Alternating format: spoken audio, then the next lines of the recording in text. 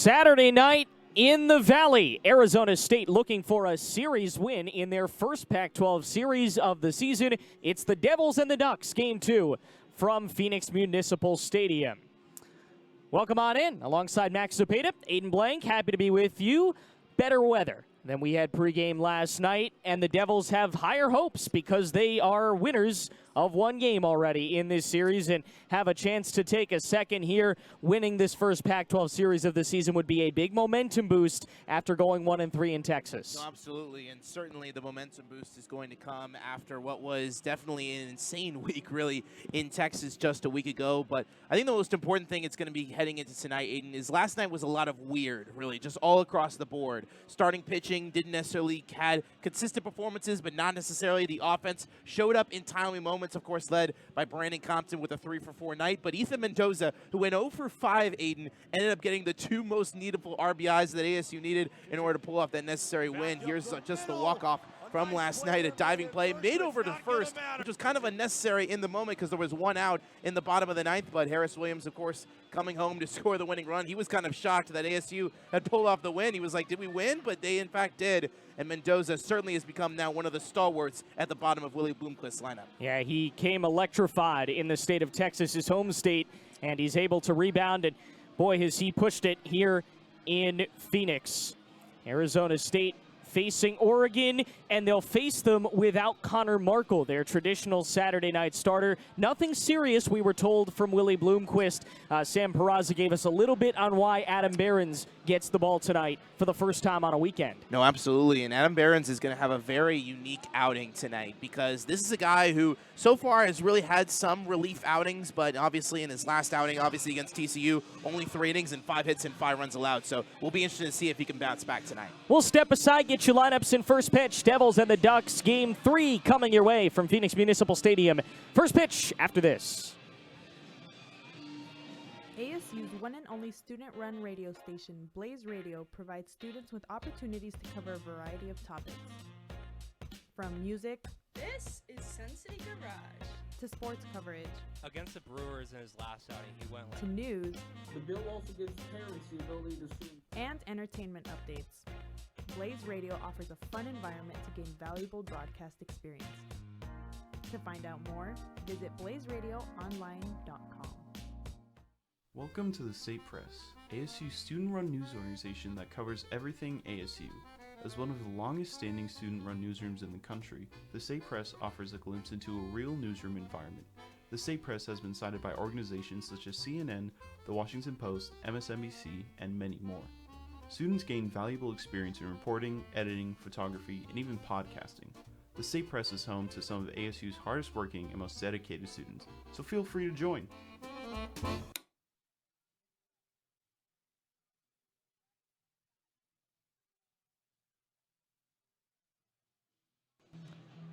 Back here in Tempe, Arizona State facing the Oregon Ducks in game number 2 of this weekend series to kick off Pac-12 play. It's a Saturday night start for the Devils and the Ducks. We're looking forward to it here on Pac-12 Plus. The Oregon lineup unusually quiet last night, Max. They led the league coming in batting average, but the Devils kept them at bay. No, they absolutely did, and the big reason why in many ways was because of how well Thomas Burns looked at numerous times last night. And I think going to be the very interesting thing is how can Adam Behrens necessarily take that momentum into today? Of course, not normally a member of the starting rotation, but if you just look at this lineup, especially that 3-4-5, Drew Smith and Jeffrey Hurd came into tonight with 2 of the best batting averages in all of the Pac-12 and really had 2 of the best, most consistent performances for OU's offense coming into tonight. But really, it was Bennett Thompson, their catcher, who's in the 5 spot once again tonight. He will be relied on heavily as well on the offensive end, had a home run last night as well.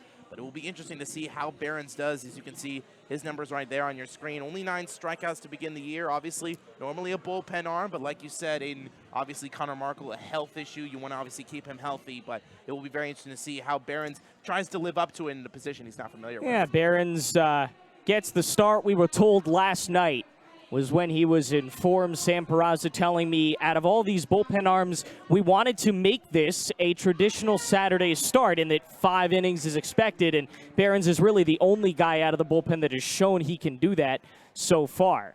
Leadoff batter for the Oregon Ducks is Justin Casella. You see his numbers. He got on base a couple of times last night. 2 walks without a hit, though, and 2 strikeouts. And we are underway here from Phoenix Municipal Stadium.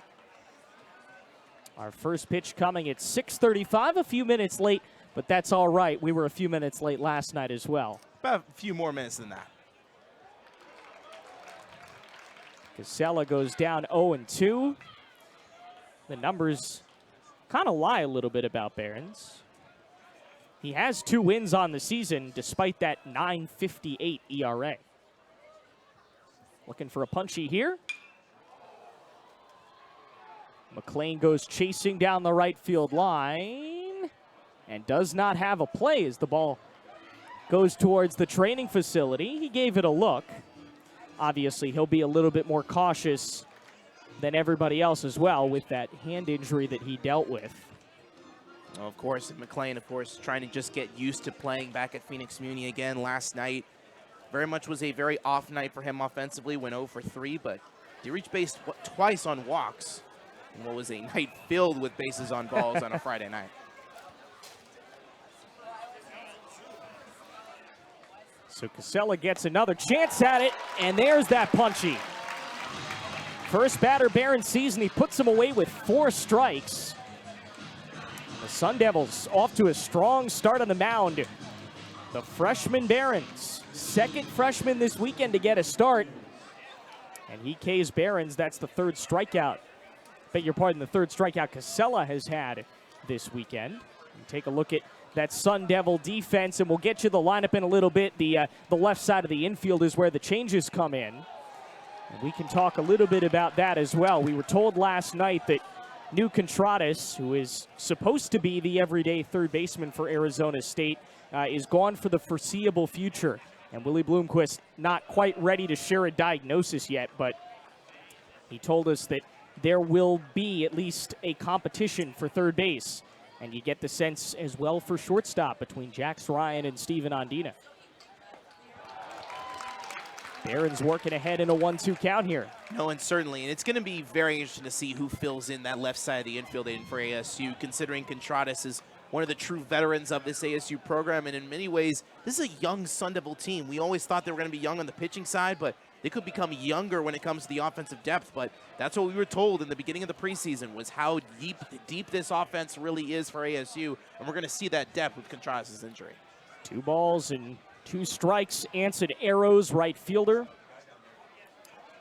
In the 2nd spot in the lineup. Last night, Mason Neville got the start, and he didn't do so well. They brought in Arrows late in the game. He's going to be retired on his first at-bat. So Behrens smooth sailing through 2 batters. Obviously, a very small sample size, but a strong start from a guy who's been tossed into this Saturday starting role for now at least. No, absolutely, and Behrens has looked really well, especially on his fastball command, at least so far. He's been executing it along the corners, and now we're going to see Drew Smith, who obviously has had a great so far start to 2024, but last night, of course, made the consequential play that ended last night's game with the ground out by Ethan Mendoza, and now going to try to see if he can revenge that. By the way, we did keep count last night. Last night's broadcast, Aiden, both Drew Smith and Jeffrey Hurd, who is on deck, both used this pencil bat, combined 0 for 7 last night. Need to resharpen that pencil. Smith was 0 for 4, couple of ground outs, a fly out, and a strikeout to go with a walk. We didn't get a ton from Willie Bloomquist, but he was in a very good mood last night, and a lot of that had to do with the fact that his team came in last night with a freshman Friday starter and took out the best lineup in the Pac-12, at least statistically, through non-conference play. Behrens into a 2-2 count here with the second baseman. Just underway, game number 2 between the Devils and the Ducks. Game 3 tomorrow. Devils could be going for a sweep if they can squeeze one out tonight. To third, the new start. DeMera throws over to first, and it pops out of the glove of Tobias. Yeah, we're interested to see what the scoring is. It was a hard hit ball, but it looks like they are going to rule an error here. We'll see if the error, I would think the error most likely falls on The error Demera. goes to Demera. Yeah, so not a good start really for, obviously you want to continue to find who's that new third baseman. Last night we saw Kevin Karstetter in that role. As you can see, the hard grounder there by Smith. Yeah, just a little bit of a wary throw that just goes right under the glove, and you can see Tobias maybe more frustrated himself for not collecting the ball. Jeffrey Hurd, designated hitter. There was a lot of emphasis preseason. We haven't heard about it so much in season, but at least coming in about making sure that these pitchers aren't out there for extra at-bats, and that's something that, you know, Barron's got the ground ball there. He did everything right. Also, a little bit of Demera hasn't started a whole lot this season. This is only his 5th game played and his 3rd start of the year, so still kind of adjusting to Sun Devil baseball and adjusting himself over at third, the transfer out of Santa Clara. No, and obviously that's just going to be something that Willie Bloomquist is just going to have to figure out, that third base position. Obviously, Kevin Karstetter, who started last night, has gotten most of the starts, but Demera's going to have to step up when he does get that opportunity. Another check. Oregon in their black uniforms tonight. They were gray last night, and the Sun Devils in their maroons. With a crowd that maybe wasn't as large as last night, but still a few thousand, at about 5,000 here last night. Even with the rain, they stuck through it. Back here for a Saturday night duel between the Devils and the Ducks. Noon tomorrow to decide the series potentially. A long fly ball to no man's land. Ryan, he's there. And the Devils get out of it as Barons faces 4 and no hits, but he does strand a runner. Arizona State coming to the plate will meet the Devils on the other side of this break. 2nd game of the series between Arizona State and Oregon. That's the way it is. Monday, September. Newscasting has changed a lot since the time of Walter Cronkite. That's why here at the Walter Cronkite School of Journalism, you can learn the studio production skills of today in real time. Whether you want to work audio, direct, technical direct, design graphics, or you can even run the floor. It's all part of the Television Production and Graphics Lab here at the Walter Cronkite School of Journalism. We're going on in 3, 2... ASU's one and only student-run radio station, Blaze Radio, provides students with opportunities to cover a variety of topics. From music This is Sun City Garage. to sports coverage Against the Brewers in his last outing, he went like to news The bill also gives parents the ability to sue. and entertainment updates. Blaze Radio offers a fun environment to gain valuable broadcast experience. To find out more, visit blazeradioonline.com.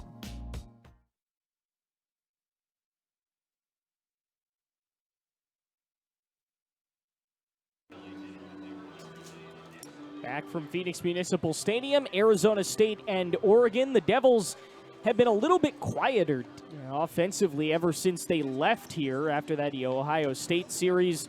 A couple of guys were hot last night, though, Max, and a couple of guys added to this starting 9. No, absolutely. Obviously, you see the additions at 7 and 9, and Mario Demera and Jax Ryan, and 2 obviously true freshmen, or Demera's case, a transfer, and Ryan, a freshman. But, of course, the big highlight for me is going to be the switching between Ethan Mendoza and Ryan Campos. Ryan Campos now moving to the 5 spot. That's the lowest he has been in the lineup all season long. And in the case of Mendoza, of course, more of a contact guy, a guy that you depend more on him getting on base as well as his speed. But to go against a guy like Toby Twist, who obviously has had a pretty solid start to this year, but obviously coming off of a performance against UC Santa Barbara where he went 4 innings in a start, 3 hits, 2 runs, and 1 earned. 2 walks and 5 strikeouts. Goes to Toby Twist, and his first pitch skied by Harris Williams and caught out on the left side by Garatti for out number 1 as Oregon sets down the Devils, or at least the first Devil that they see. You know, and Garatti certainly showcased himself on both the offensive and defensive side last night. He has been the traditional 9-hole hitter for this Duck team, and really a lot of this Duck offense, Aiden, has really been together. They've really stayed healthy. The chemistry has been there.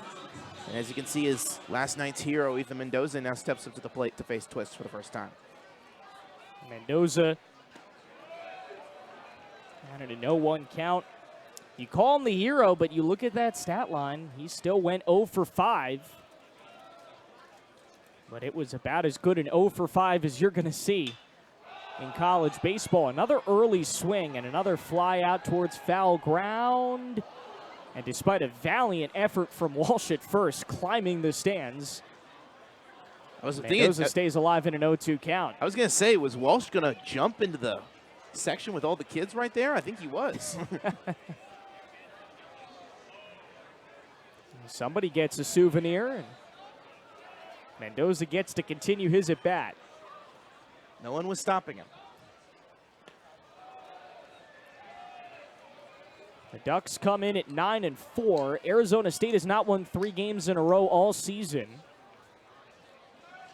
They've only won 2 games in a row once, besides just now, and that was the Santa Clara series. Out towards left center field.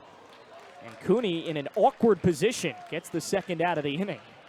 No, we talked about this a little bit last night, and even with, obviously, you know, the weather conditions and the clouds and everything like that, the lights here at Phoenix Municipal Stadium, as you can look at the Ducks defense right here, especially for this outfield, makes it definitely hard to see the ball, especially in these nighttime games where, like, the light is necessarily playing into the color of the baseball, and that's what really, not only this Oregon outfield, but really anyone in that outfield is going to be dealing with tonight. Batter now Nick McLean. Came up last night and drew a walk before Mendoza got up. Ethan was telling us in the post-game presser he was very upset. You actually got McLean and Tobias, and both of them had a chance to end the game. And Ethan was saying, nope, I didn't want them to end the game. I wanted a chance to get up, and he did. He didn't even need to get the ball out of the infield to win it for Arizona State. Devils only won 1 of 3 in Eugene last year, and it was the Sunday game. They did win the last time these two met. They did win the series 2-1 back in 22. That was the first year that Willie Bloomquist was the head coach of the Devils. At the time, a pretty big win. And you get the sense Oregon's, if they continue to play this way, it will be a big win down the stretch if they can get this series dub. Another lazy fly ball over to the right side. No, we talked about this last night, Aiden. Obviously, these two teams were ranked by many, or at least in the preseason poll, to finish in the top 6, and both of these teams have Omaha aspirations. Oregon obviously was able to make the Nashville Regional last year, so obviously these kinds of series, especially early on in the conference play, set a tone really for what the rest of your regular season is going to be, especially in many ways for a team like Arizona State that maybe doesn't have that experience. That Oregon series was kind of the beginning of the end last season. It led to a very bad spat that ended the season for Arizona State. Going up to PK and only getting 1 game. The pitching was very bad that weekend, even in the win. You get the sense Devils would like to win this series this year and maybe have that lead to a good start to conference play. McLean, very scrappy. Down 2 strikes for a couple of pitches, but able to draw himself a walk. He hasn't looked 100% at times at the plate. He's still coming back. This is only his 2nd home game since the hamate bone injury. But he's still able to get on base, and that's something that will push him above and likely make him a top draft pick coming up this summer. Here's Jacob Tobias to try and keep the rally going. McLean on first and 2 down in the inning. The 4th batter to the plate for Tommy Twist and the Ducks. We were told Tommy has started a Saturday already, but they're still very much working on a weekend rotation. Obviously a freshman. And he's gotten to see 2 freshman starters opposing the Ducks this weekend. No, he has. And really in the case of Toby Twist, he has kind of this unique arsenal where he kind of has this way of being a left-hander, and obviously in a matchup right here against Tobias has the ability to really make him chase right here. He makes him chase, and he blows a heater by him. So Toby Twist strikes out Jacob Tobias, and the Sun Devils down with 4 batters. Let's go to the second. Arizona State and Oregon scoreless, a pitcher's duel early at Munich. Cronkite News provides students at ASU's Walter Cronkite School of Journalism with the opportunity to gain real-world experience in the newsroom. At Cronkite News, our students produce professional content for audiences by taking on all roles, whether they be reporting, anchoring, producing, or studio production. Each department gives students first-hand professional newsroom experience. For more information, visit cronkitenews.azpbs.org. The Walter Cronkite School of Journalism and Mass Communications Phoenix Sports Bureau provides students with hands-on learning experiences and opportunities in sports journalism. From covering local high schools, colleges, and the pros, students get the opportunity to go live from our Facebook shows covering local, collegiate, and pro sports in the Valley. From digital reporting, broadcast, social media, and producing, there's opportunities for all. For more, go to cronkitenews.azpbs.org.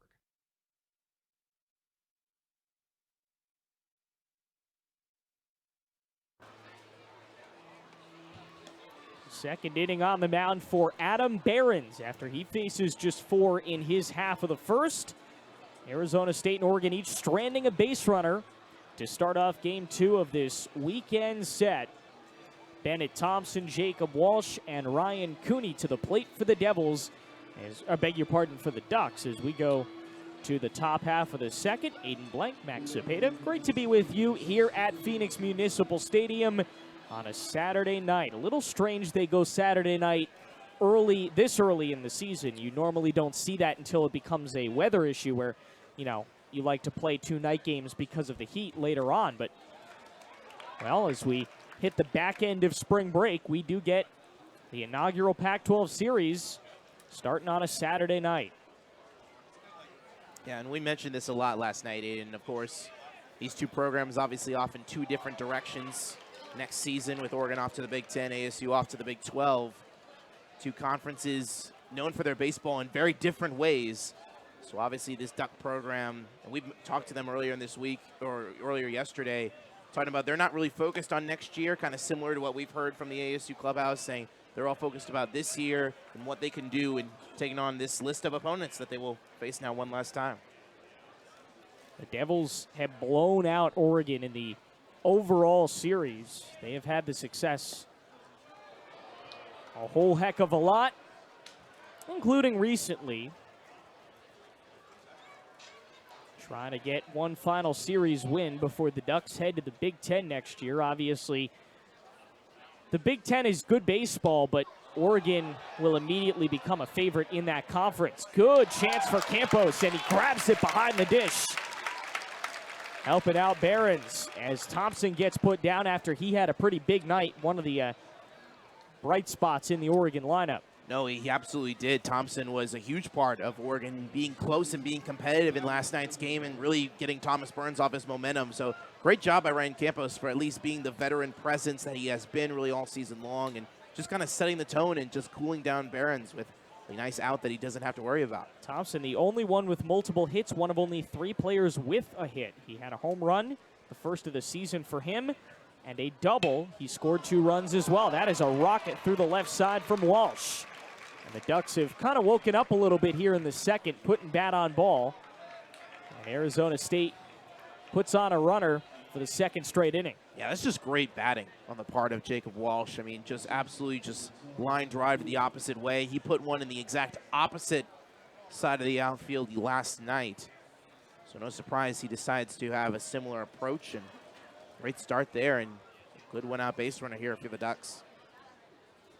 Behrens facing his 3rd batter of the inning, and it's Ryan Cooney. Shortstop for Oregon last night, a walk and a double. Scored a run in a 1-for-3 outing. Little hit and run action. They avoid the double play, and Devils barely get the out at first. But Mendoza with a nice throw over to Tobias for the out. Cooney puts a runner in scoring position, the first of the night for Oregon. And now here comes Bryce Betcher to try and bring him in. No, that was in much closer play than one would seem on the part of Ethan Mendoza. Great job of just recognizing the situation, nearly thinking about second, but just going with the safe conservative play. And now obviously you have an opportunity with the runners in scoring position chance, which Betcher so far this year only 267 with runners in scoring position. Betcher, the 8-hitter, has a strike.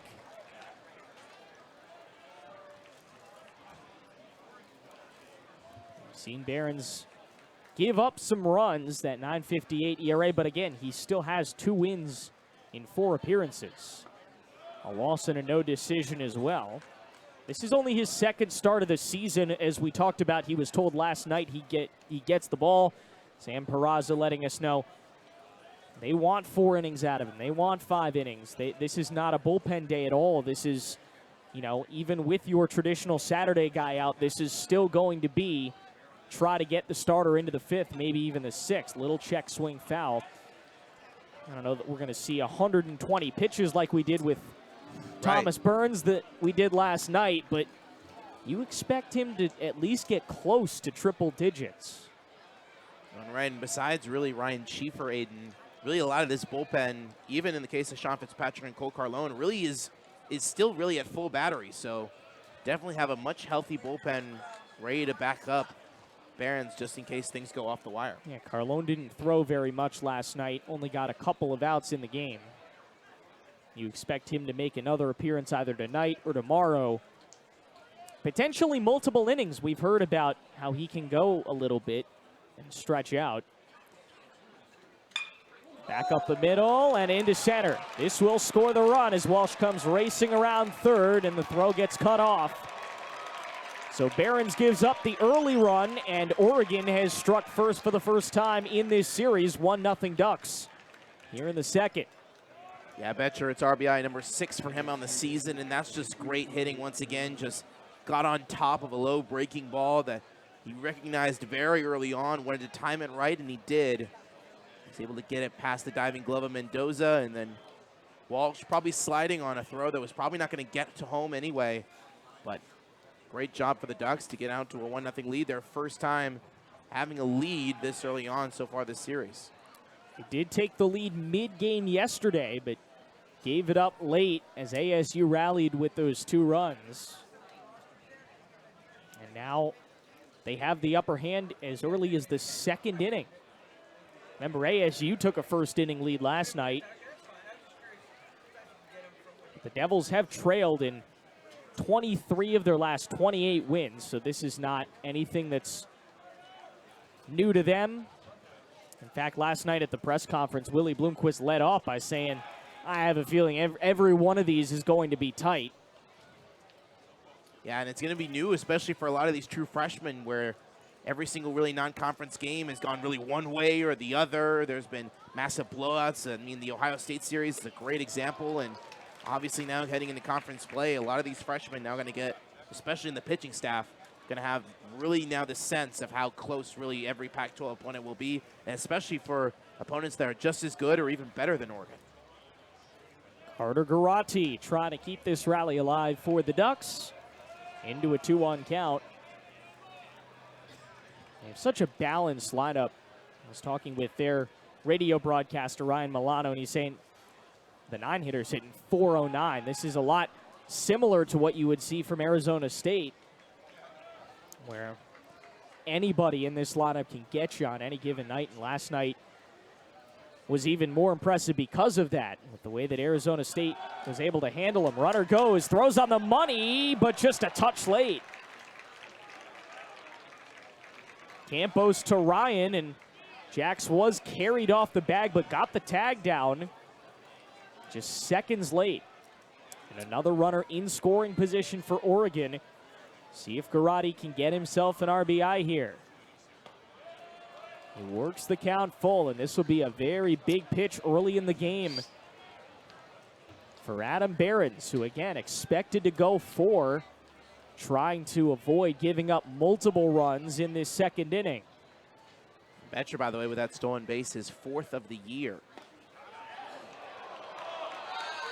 The crowd groans, and Behrens misses by just an inch or so. He gives up the walk, and 2 runners aboard for the Ducks here in the second as they continue this 2-out rally. Yeah, now as they flip the order over now to Justin Casella, this is a guy who we've talked about really since last night, Aiden. This is a guy you don't want to get hot. In many ways, Casella has really established himself as one of the run producers of this Oregon lineup, and really was just not something you normally see from a leadoff guy. You would normally expect, obviously, speed and stolen bases and ability to get on base, but Casella has really provided both. He's provided that contact ability, but has driven in a whole lot of runs for this Ducks team. Casella whiffs into Campos for an 0-1 count. He struck out. He's the first batter in this lineup to get a second at bat. The plan was 4 innings, or roughly 4 times around the lineup with Adam Behrens tonight. Popped and off of the netting behind home plate into the stands. It took an interesting little hop as the count goes 0-2, and Behrens looks for a big put away here. Yeah, a lot of the foul balls we saw from the Ducks tonight, Aiden, are basically right underneath fastballs, which is why many of them were kind of heading in our direction last night, where basically they were just getting basically right underneath, because they are a very swing underneath the ball type of ball club. Oregon left 10 last night, 7 in scoring position. Trying to avoid that again tonight. Obviously, they were not too happy about that. They left the bases loaded twice. Indeed they did. And that's something that just can't happen. Mark Wasilowski very upset with their inability to produce in those situations last night, and they may have another one here. Flown to the right side, Tobias backs off, and Mendoza makes the grab, calling off McLean to get Arizona State out of it. But the Ducks, for the first time in this series, have the early lead. Oregon and Jacob Walsh have the early advantage on this Saturday night at Muni. We're back for the bottom of the second on Pac-12+. Walter Cronkite School of Journalism and Mass Communication's Phoenix Sports Bureau provides students with hands-on learning experiences and opportunities in sports journalism. From covering local high schools, colleges, and the pros, students get the opportunity to go live from our Facebook shows covering local, collegiate, and pro sports in the Valley. From digital reporting, broadcast, social media, and producing, there's opportunities for all. For more, go to cronkitenews.azpbs.org. ASU's one and only student-run radio station, Blaze Radio, provides students with opportunities to cover a variety of topics. From music, This is Sun City Garage, to sports coverage, Against the Brewers in his last outing, he went to news, The bill also gives parents the ability to sue. and entertainment updates. Blaze Radio offers a fun environment to gain valuable broadcast experience. To find out more, visit blazeradioonline.com.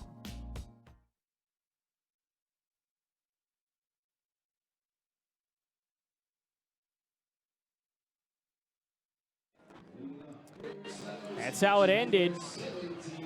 And this is how the second begins. Ryan Campos moved down in the lineup. He's been a little bit quieter, at least for his standards to begin the season. The 5-hitting catcher has a little bit of work to do. The Devils trailing for only the second time in this series.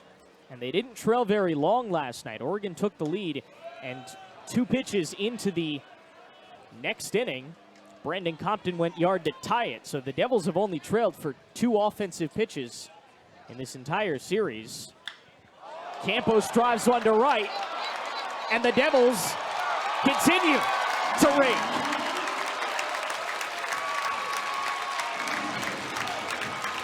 Exactly what you want from your star junior catcher. Campos ties us a couple pitches into the second. No, that was an absolute bomb off the stick of Ryan Campos, something that he's just so used to doing. That ball hit basically the roof of the Women Family Performance Center out in deep right field above the ASU bullpen. And in many ways, if you're Ensign Arrows out there in right field, you just had no chance at that one. That's at least 400 plus, and certainly a motivator for what truly was the MVP of last night's ASU offense, and Brandon Compton, who happens to be right after him. Compton with 2 home runs in his first 2 at-bats and a single later to tie it. That one may have been the most important. BC takes a little high heat. He's hit real well at Phoenix Municipal Stadium. Had that game-deciding grand slam in the final game of the series against Ohio State. And obviously has started Pac-12 play with a bang. 3 hits in his first game of conference play. And obviously Compton last night after the game, he was talking about just how comfortable he was. He never really seemed to lose his confidence, even after having a strikeout in the 6th inning, and now going to get an opportunity to get on base once again. 3 for 4 last night, and that would be why he gets an early walk here. They don't even try to throw it to him. 4 pitches, and he is over 90 feet. And that'll bring up Mario DeMera, third baseman, as we mentioned, has not seen a lot of playing time. 5th appearance, 3rd start. A transfer out of Santa Clara. He comes up with a runner on base. He's part of that competition that Willie Bloomquist talked about last night at third base. It'll be him. You'd like to see Jax Ryan at short, but you may see Jax Ryan. Kevin Karstetter was the one to start there yesterday. With the news that Nuke Contradas will no longer be a temporary absence and a little bit more of a permanent absence, now they have to start having a little bit more of a discussion about who's going to be our day-to-day third baseman, because going into that, you thought, okay, he's out for a few games. We can rotate people through, but now you have to start to try and find a more permanent replacement over on the left side of that infield. DeMera gets into a 2-0 count. Yeah, in the case of DeMera, he is obviously still trying to adjust to ASU baseball, and so far obviously 0 for 9 to begin his Sun Devil career, and what is now just his 5th game, as you mentioned earlier. 2 and a strike to the 7th inning third baseman. Karstetter in that spot last night. Kevin struck out twice, then lined out and was hit by a pitch, so finished 0 for 3. He had a new bat in the lineup, and he serves a single out to right, with Compton wheeling up to second base, and the Devils in business here in the 2nd with 2 runners on board, and still nobody out. First 3 batters of this inning hit. This is the offense that, kind of just went soft a little bit, but has started to come back tonight. Slew of hits here for Isaiah. Yeah, and a great soft liner there on the part of DeMera. His first hit as a Sun Devil officially now here in East Phoenix, and certainly just the kind of hit that you would expect from him. But now here comes Isaiah Jackson, who has obviously been in every ASU game, but now in the 8-hole tonight, the lowest he has been. Certainly very interesting to see someone of his energy and the power that he brings this low in a lineup, considering the improvement that he's been making to his plate discipline as of late. And Isaiah, we had that coming out party against Santa Clara, and he's been really strong, but has kind of faltered off just a little bit. Kind of following the trends of ASU's offense in general. But he tries to make a comeback here, and he's still hitting close to 300, so, you do have to put it in context a little bit. For a guy who hit 245 a season ago. 2 on, and Jackson gets ahead in the count. No, it's a called strike, and now he's behind 1-2. Yeah, a little bit of a close call there. Looks like Jackson was called there on the check swing, and we had an over-the-head camera, Aiden. We probably would most certainly agree with that right there as we take another look. Yeah, he got over. That's a full swing. Big pitch on the 1-2, and it's high. Isaiah, more of a calming presence on a team of a lot of big personalities and guys that are always up there screaming and yelling. Isaiah will do that, but, his natural state seems to be a little bit more relaxed, kind of just enjoying the moment. The 2-2 is swung on and missed. Jackson goes down on strikes. Finally an out here for Toby Twist. He desperately needed one, and now he's got to face Jax Ryan, the freshman shortstop of the future here for the Devils. No, and that's just a great executed pitch there on the part of Twist. Just a great breaking ball there, just a little over 80 miles an hour on the slider. As now Jax Ryan's going to get his first opportunity. Did pinch run last night, but coming in now with just his 9th at bat as a Sun Devil, 2 for 8. His 3rd start, 8th appearance. Mentioned his 9th at bat. He scored 3 runs with 2 hits. Batting .250. You'll get a chance to probably see him a lot more. Steven Ondina have held down that shortstop position. He takes a hard hack, but can't quite catch up to it. And now a level offering. It'll be interesting to see how Ryan continues to improve, obviously, with that true freshman ability, but he is expected to be at that shortstop position, which, if any, is one of the most important, if not the most important, in any defensive lineup. The right side, they're going to try to turn 2. There's one, but the throw to first is errant. No play at home. They beat him by a mile down at second, but the run should count. It does. Jax Ryan with an unconventional RBI, and the Sun Devils put up a pair here in the second. They counter Oregon's run with 2 of their own, and it's ASU 2, the Ducks 1 here on Pac-12+.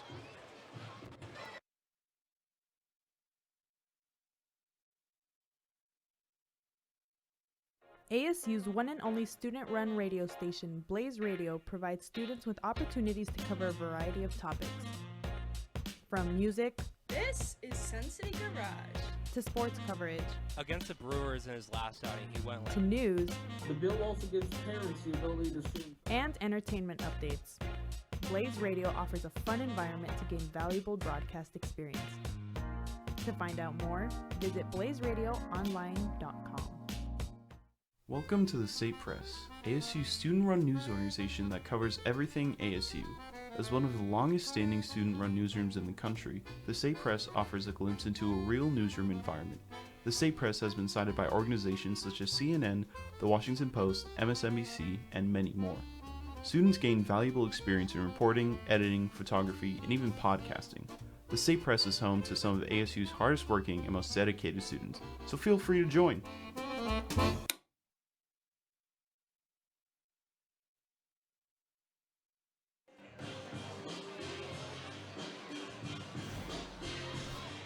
Arizona State able to crack a couple of runs over in their half of the second. Ryan Campos starting to look a little bit more like RC that we know. And he gets one over the fence. That tied it. Jax Ryan gives them the lead on a very strange ending to the inning. And now Oregon comes up. Similar situation as to last night. They take a lead and suddenly they no longer have a lead because this Arizona State offense is just so strong. 2-1 is our score as we go to the top of the third on this Saturday night. Aiden and Max having fun with you. We hope you're having fun wherever you might be. Count 1-1 to the leadoff man for the Ducks, and that's Anson Arrows, who grounded out in his first at-bat. Second time around the lineup for Barons, who kept things pretty cool the first time. Ran into a little more trouble at the bottom of the lineup, and it's very interesting that that happened because it was very similar to how things happened last night. The bottom of the lineup for the Ducks has been far more productive than any of the top guys. No, it certainly has been, and it certainly was last night, which is just something you don't expect considering the fact that both Drew Smith and Jeffrey Hurd, who are right behind Anson Arrows at the plate right now, have really been the stalwarts really when it comes to driving in runs and creating opportunities offensively for the Ducks. Toby fields it wide of the bag, and another 3-1 putout on Arrows. That's the first quick out of the inning. As Arizona State gets things going here, that box score from the second reads 2 runs on 2 hits with 1 error and no runners left on base. I don't know how that's possible because Jax Ryan technically did get on, but technically did, and oh, but he got thrown out at second. Exactly, right, because it was technically a double play. Over to short. Ryan from the hole. Good throw to an outstretched Tobias. The Devils with a pair of early outs here in the third. That's exactly what Willie Bloomquist wants to see in this pitching staff that, yes, they were very young and raw 3 weeks ago, but has really started to mature and give the Devils some quality innings. And it's been a wonderful thing to see. Well, it will certainly be interesting, especially when you have a guy like Barons on the mound where you just want to have that confidence behind you on the defensive side. As Hurd comes back to the plate here with 2 outs, you obviously just want to just give him as much leeway as possible and possibly have an opportunity to enter a 4th inning where he's possibly in the mid-50s in a pitch count, which certainly would be something that in many ways is probably where Barons envisioned he would want to be, and certainly a position he could be in if things go his way. Hurd is 0 for 1. He flew out to end the first. 50 pitches potentially to get Barons through 3 innings. Given that last night's starter Burns went 120, that'll be a nice big smile on the face of Sam Peraza. Line right at Ryan. And it takes Barons just 50 to get through the first 3. A very economical start for him and the Devils. They got a 2-1 lead, going to try to build on it as we go to the last of the third.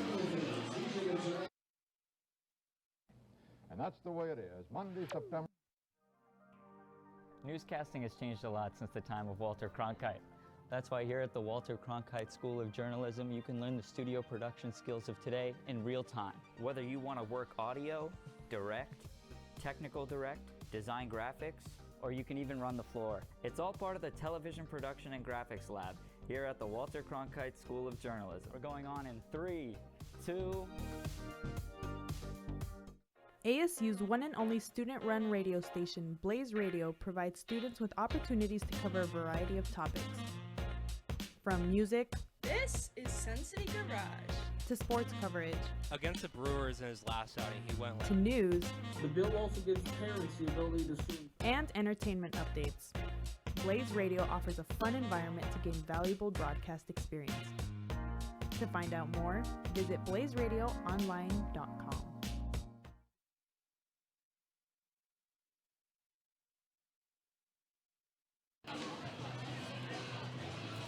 Devils and the Ducks. Arizona State a 2-1 lead as we enter the last of the third.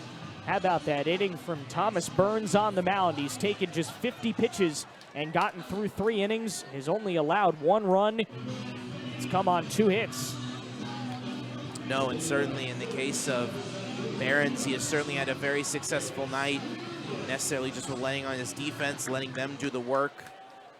And then now in the case of the ASU offense, you certainly want to take advantage here after putting 2 on the board in 2 very different ways. And now you have the top of the lineup to do it. The lineup turns over. Top 4 guys, Williams, Mendoza, McLean, and Tobias. McLean the only one to reach, and it was via a walk. A high fly left side, and squeezed there by Garati. First out of the third. Yeah, and both of these pitchers really, so far, Aiden, have not necessarily really relied on the strikeout. We saw a lot of strikeouts and walks necessarily develop in a lot of ABs last night. So far, only 3 combined strikeouts from these 2 starters, so expect a lot of defensive plays tonight just throughout the board. Went out to Mendoza. Another fly-out victim his first time up. Yeah, we haven't seen a lot of strikeouts, which was something we saw last night. We've seen a lot more putting the ball in play. If you're a fan of good defense, well, you come to the right place. Arizona State at 7-6 after last night's win, looking to stay above 500. Oregon looking to get their 10th win of the season, a 2nd straight night where they have a chance to do that after getting 8 and 9 earlier this week against Grand Canyon. 2-2 count on Mendoza. Pitch count stayed pretty low for Toby Twist as well, only 40. That's what's going to happen when you rely on your defense a lot. Might get another night of 2 very long outings from the starting pitchers. Tough play. Garotti, bare hands to first. What a play! Carter Garotti flashing some leather with his hand. And the Ducks get a nice quick 2 outs here in the third. I would say you might want to call him the Garotti Kid, if you will, because that was an elite defensive play on 1 foot. And then the great job by Jacob Walsh recognizing that he may have to initiate a tag. It was a little bit right of where he wanted it to go, but just elite play on not only Garotti's part, but also Walsh in recognizing. There's McLean. Watch it fly. 1 swing, and Nick returns to Muni with his first home run of the season. 3-1 Devils.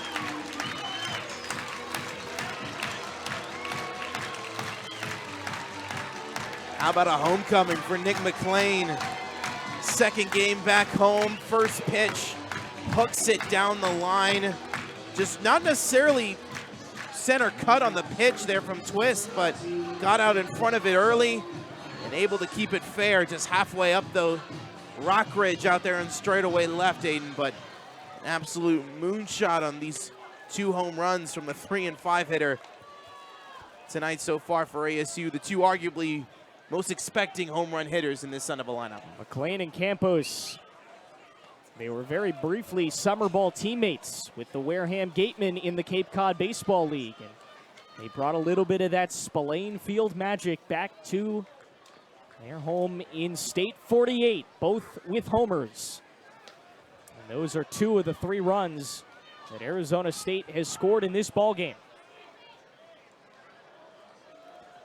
Devils out to a multi-run lead, and this is going to grow it. Toby joins the home run party with a Toby tank to right center field. An offensive explosion from the Sun Devil bats as McLean and Tobias go back-to-back in the third. Yeah, this one was in the sky for a very long time, Aiden. Probably much more of a closer home run than expected. A great job there by Arrows, nearly making a play.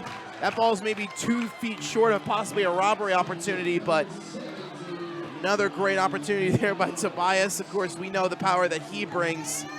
And hey, who knows, back-to-back-to-back now with Campos not coming back to the dish. Yeah, it doesn't get any easier. Back-to-back home runs, and the next hitter, the one who hit the first, Ryan Campos, with the Devils quickly out to a 4-1 lead. This is the Arizona State offense that we've kind of been missing ever since the Ohio State series. That, you know, they were just kind of constrained by a very large ballpark in Texas. You know, that is not a stadium conducive to hitting a lot of home runs, but you know, you would have liked to see a little bit more in the hitting department. They also faced some of the best pitching in the nation, but, you know, they talked a lot last night, even about how much they learned offensively facing that kind of pitching and how they've learned to be a lot more patient. It helped last night, and boys, it helped tonight. No, and certainly, and it's great to see this ASU offense in many ways, if from their perspective, coming against a true freshman pitcher in the case of Twist. And one thing we should mention here is that Toby Twist has not given up a home run since, before tonight at least, since his first outing against a ranked opponent in Texas Tech. McLean. Tonight he's given up 3. There's Campos with a towering drive, and someone made a catch down that left field line. Just wasn't the left fielder Casella. You can hear the atmosphere has really picked up. Everybody loves to come to these games and see the Devils hit, and that's exactly what they've done in front of this large Saturday night crowd that's much more lively because of it. Absolutely, and certainly that's what this offense will bring you. We saw numerous times last season in which conference games would go late into the night, we're back and forth. Obviously, we saw that even earlier this season in series like the opening weekend Santa Clara series for ASU, and certainly could be heading towards that way again after what was very much a pitcher's duel last night. That'll get him out of it, but not before the Devs strike. 2 home runs and a 3-run lead. We'll go to the 4th, and Arizona State in complete control here in Game 2. Cronkite News provides students at ASU's Walter Cronkite School of Journalism with the opportunity to gain real-world experience in the newsroom. At Cronkite News, our students produce professional content for audiences by taking on all roles, whether they be reporting, anchoring, producing, or studio production. Each department gives students first-hand professional newsroom experience. For more information, visit cronkitenews.azpbs.org. The Walter Cronkite School of Journalism and Mass Communications Phoenix Sports Bureau provides students with hands-on learning experiences and opportunities in sports journalism. From covering local high schools, colleges, and the pros, students get the opportunity to go live from our Facebook shows covering local, collegiate, and pro sports in the Valley. From digital reporting, broadcast, social media, and producing, there's opportunities for all. For more, go to cronkitenews.azpbs.org.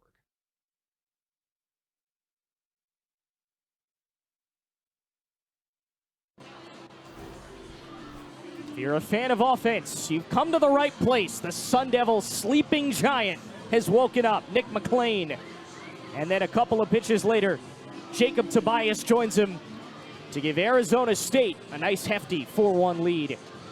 At least hefty compared to how it was last night. Aiden Blanc and Max Zepeda enjoying every minute of this Saturday night here in the desert. Devils as well.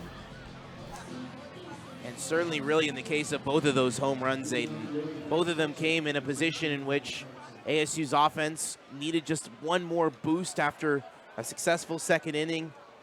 And now with 3 home runs on the board, can certainly now rest easy, at least in the case of Adam Behrens. You can always rest easy when Jax Ryan is your shortstop. Another 6-3 put out. He's had a couple balls hit his way tonight, and Adam Behrens all smiles on the mound.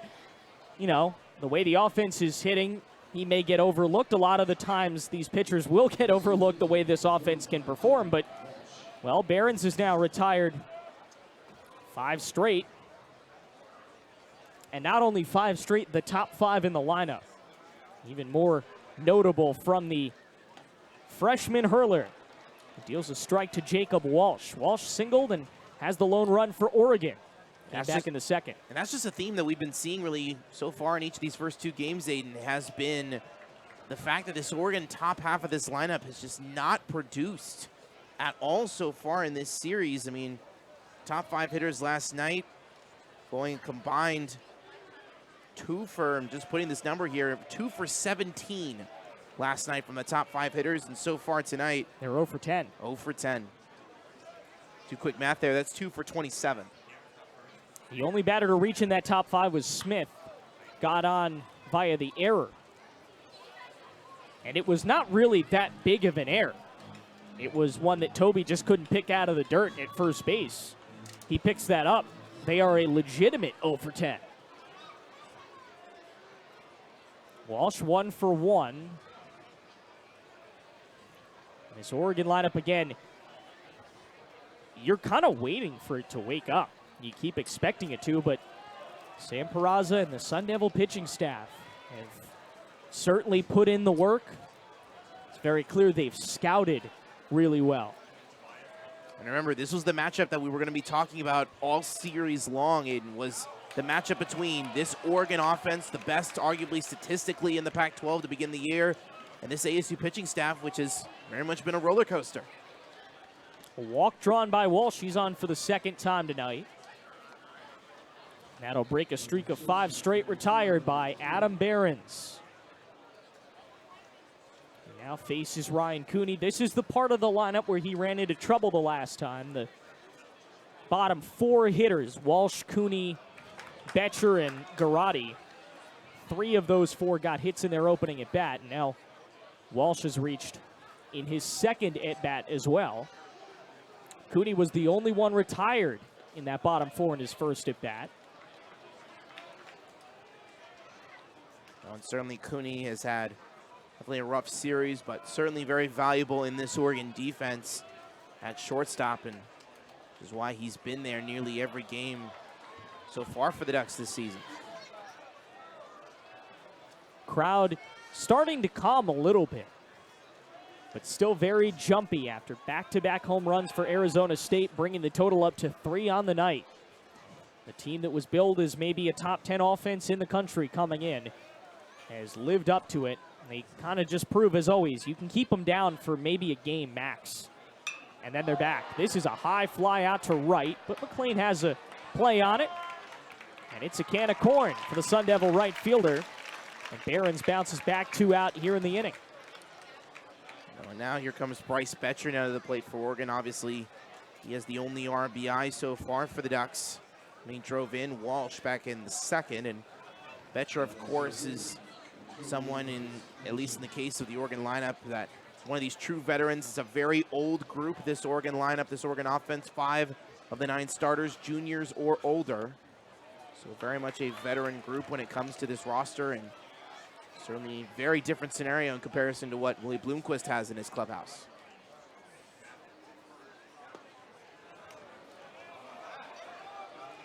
One and one.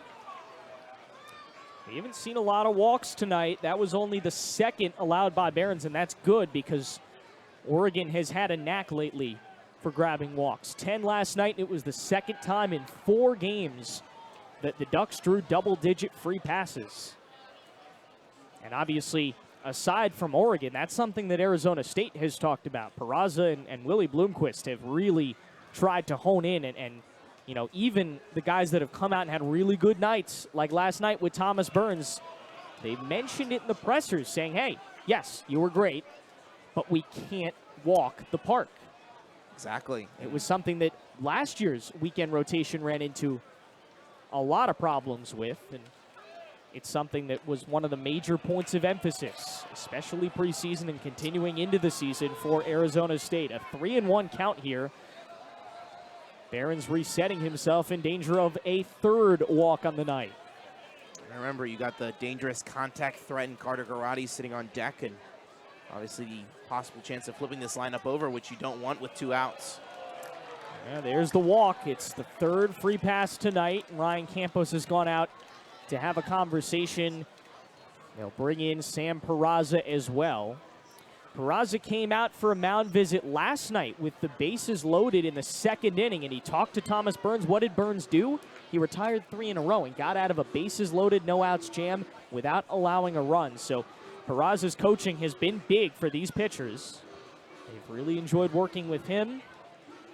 And certainly needy when you have a guy like Behrens on the mound tonight, Aiden, when you have this true freshman who obviously was highly touted coming out of the state of Illinois and now coming here to the desert. Certainly a very different environment, but obviously you want to have the right people in front of him, not only in coaching staff, but also just in teammates. And obviously with the fact that this ASU pitching staff, and especially when it comes to their bullpen, is incredibly young, a lot of true freshmen, a lot of inexperience at the collegiate level, you certainly have the ability to both form bonds, but also find the few veterans and the few voices who have the experience, like not only Sam Peraza, of course, is your pitching coach, but also other veterans like Matt Teeding and Jonah Giblin, who are in that pitching staff, who have tested the ropes and know and understands what it's like to pitch with these opponents and in this ballpark, which is, as we know, incredibly hitter-friendly. So obviously a very interesting situation now here for Behrens with the contact-loving Garrotti now at the dish.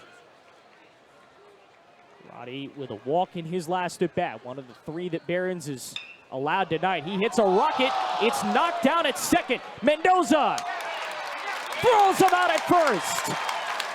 The freshman rebounds, and the Devils get out of a clean 3rd. Behrens with 2 walks, but other than that, pretty clean inning. Arizona State by 3, mid-4 here at Muni.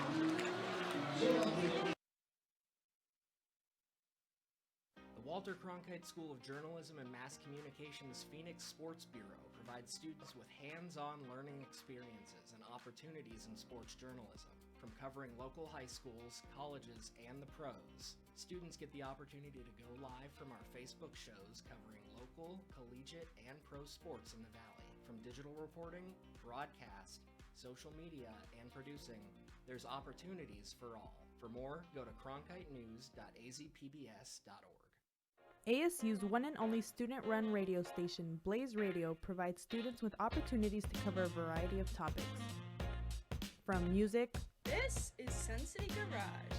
To sports coverage, Against the Brewers in his last outing, he went to news, The bill also gives parents the ability to stream and entertainment updates, Blaze Radio offers a fun environment to gain valuable broadcast experience. To find out more, visit blazeradioonline.com.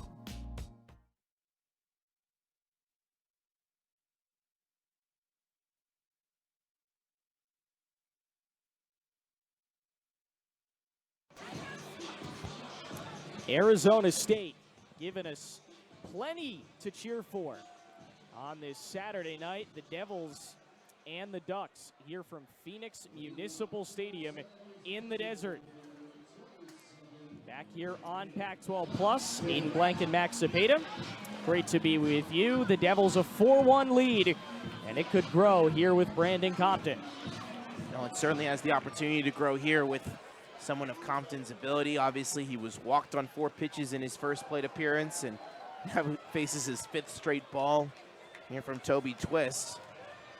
But obviously, if you're a Twist or if you're any Oregon pitcher, he set a tone on a Friday night. That's what you now have to do for the rest of the series, and that's what probably Brandon Compton's going to have to deal with the rest of tonight and tomorrow afternoon, is just having to continue to adjust to now having his name writing all over the wall when it comes to this Oregon pitching staff. Compton has now faced 6 consecutive balls.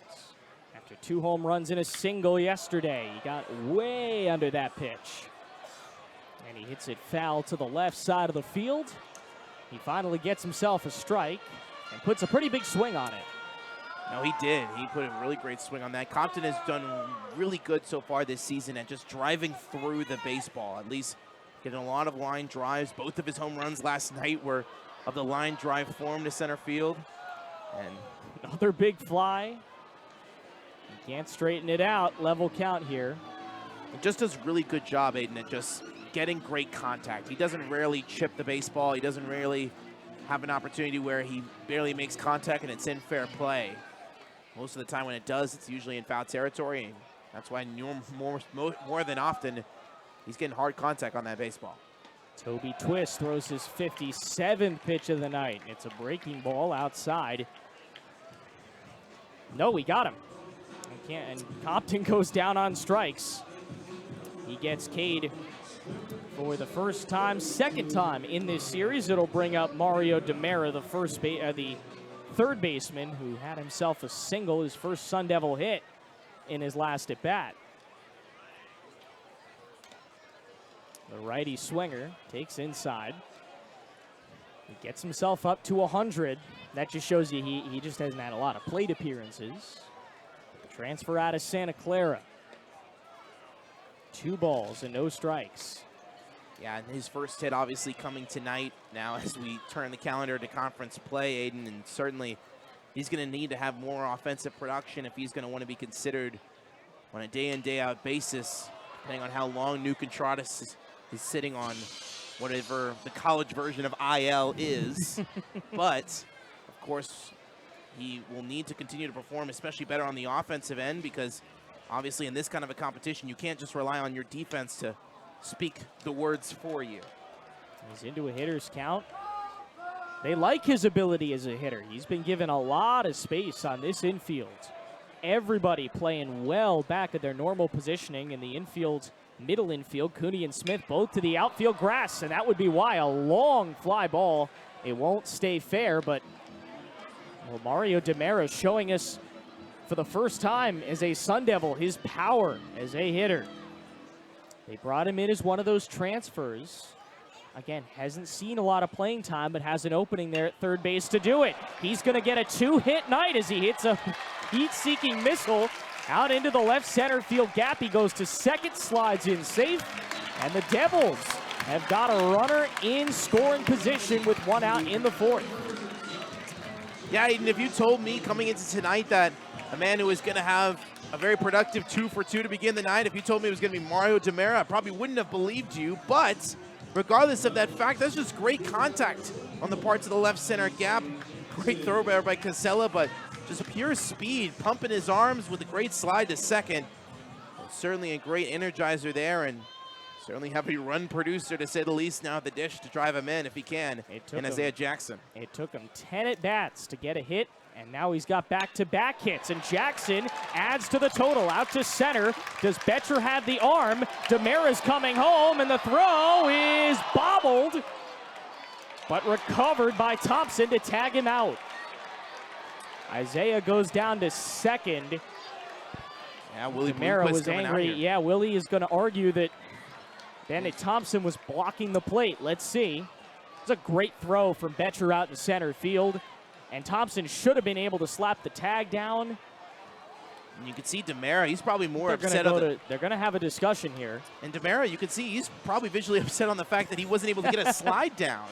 Because, I mean, it looked like he was just basically kneeling right into a position to where Thompson could easily be able to get him if he had corralled the ball easily. But will be interesting to see, and it looks like they're going to review this play. They are going to go to the review. They're going to see if the plate was blocked by Bennett Thompson. Potentially, they might see if he got a hand in there. I didn't think he did. Yeah, there's no chance he got a hand in there. They're just trying to see if Thompson maybe was blocking the plate before he got the baseball. Either way, Betcher made a terrific throw from center. That was a valiant effort. You know, in normal positioning in the outfield to wait on the ball and get Demera if this stands. That was a valiant effort. ASU will certainly think twice before running on him again. Oh, absolutely, and certainly in the case... Even if this is overturned. No, even if, yeah, you're absolutely right. Even if this is overturned, but obviously in the case of, obviously, if you're looking at this from Demera's perspective, I mean, just, he looked like he was getting the wave early on.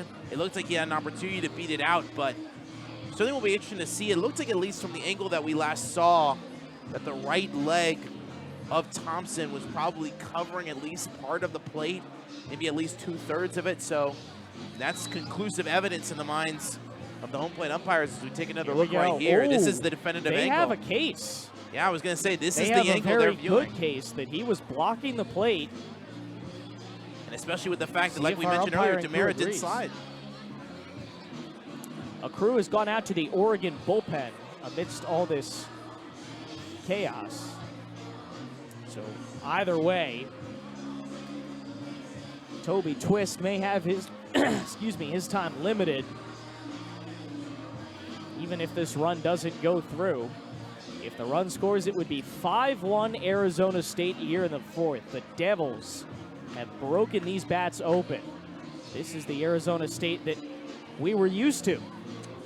Right. Before they kind of went a little bit quiet in Texas. And I shouldn't say that because they still scored a lot of runs. No, they absolutely did. They faced a lot of good pitching, and they were a little bit different than we've usually seen. Absolutely, and that's what's going to happen when you face number 5 and number 7 in the country. But when you have outings like, for example, against TCU, where you have a 5-run 6th inning and you have the opportunity to take the lead against one of the deepest, really, starting pitching staffs in the country in the Horned Frogs, it's obviously great momentum, but obviously it was a great opportunity to get them a midweek win, obviously, against the Mavericks of UT Arlington. But now to come here, get themselves a close win last night in a pitcher's duel in a year where there haven't been many, at least when it comes to ASU baseball, at least on the non-conference slate. But now, especially here in conference play, I mean, we're definitely seeing the offense at least pick up the speed, which is what you want to see certainly early on in conference play when you got this series, and then, of course, next week with both Utah Valley coming to this building, and then, of course, a trip to Tucson next weekend. Reininger, Lastaglio, Corvey, and Mattingly still the 4 umpires. They've just switched positioning with Reininger behind the plate, Lastaglio at first, Corvey at second, and Steve Mattingly at third. They are still reviewing this. This is a lengthy review. It reminds us of a little bit of what we saw last year. You know, very long reviews with Arizona State baseball, especially here at Phoenix Municipal Stadium. I think this is, at least at this point, when the review is taking this long, Aiden, I think they are certainly looking at the right leg of Thompson. Seriously considering overturning this call. And I wouldn't be surprised if it does get overturned, that the Oregon dugout, which is right by where they're reviewing this, turns livid. And I wouldn't be surprised if that were the case, because it's these kind of lengthy reviews that certainly takes the rhythm away, especially from a starting pitcher like Twist, where even with the runs that he's given up, they've been mostly by the long ball. His pitch count has stayed low when it comes to college baseball terms, and he's really at least weathered the ship, to say the least. Not only has both him, but also Adam Barron's on the other side as well. There are 3 different players down in the Oregon bullpen and a coach. You would assume that means 2 arms are getting ready to get loose for the Ducks. 2 of the umpires have remained out at the pitcher's mound. They are not a part of this discussion at all. It's really just 2. You're guessing that Reininger is the crew chief tonight. This crowd's starting to get a little antsy. This is a review that's taken multiple minutes. Again, you think that there's at least a good chance that they overturn this. Let's see.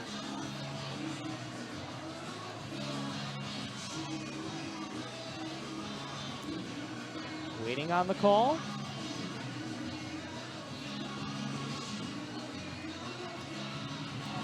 He's out. All right. No blocking of the plate from Bennett Thompson. Took a few minutes, but the Devils unable to get that 5th run. They do still get Isaiah Jackson down to 2nd. I'm guessing that that's a double. It is what they've scored it, so. I beg your pardon, they have not scored it yet. I wouldn't be surprised though if it was it could be a double, or it could honestly be a single. Sure. With the fact that it was the quick throw from Betcher. Yeah. And they rolled a single. Ryan's come up, looking to try and get the Devils that 5th run. And a throw back to 2nd has hit Jackson right in the shoulders. The ball is dead. That could not have felt pretty. Isaiah finally able to connect on a ball, get a hit, break a little bit of a slump. And what's the reward? Well, he's beamed on a pickoff attempt. Certainly not what you want to see, and that's a guy, especially if you're Willie Bloomquist, you want to keep healthy. Just with the veteran presence that he now brings now as a sophomore, and of course the power that he now brings now at the bottom of this lineup. I mean, remember, we mentioned this at the top, he's in the 8-hole tonight, just showing the depth of his Sun Devil offense. They did give him a single, and he advances down on the throw. Either way, it breaks a hitless streak. And the center fielder, who has had some pretty big hits early in his Sun Devil career, has reached base here in the 4th.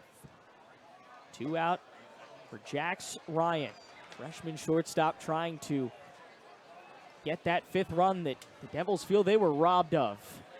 With Bennett Thompson at the plate, juggled the ball, recovered, and tagged out Mario DeMera on a great throw for Betcher out in center field.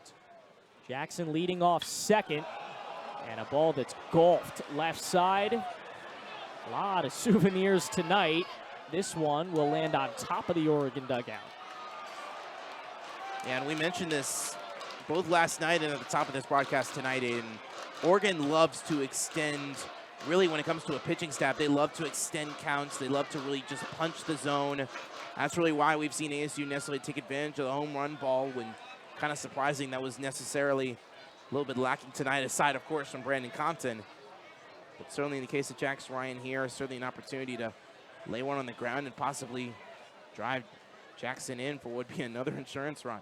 Ryan technically got an RBI in his last at-bat.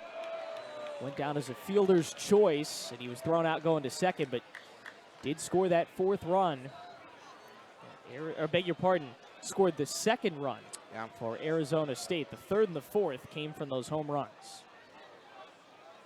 A righty hitting shortstop looking to get the Devils a 5th run. He hits it high and far, but way foul. He pulled that thing all the way up onto the highway, but he couldn't straighten it out, and it's just a long strike. And the wind right now blowing in towards 3rd base right now, at least here at Phoenix Community, so that could have been a heavy influence there.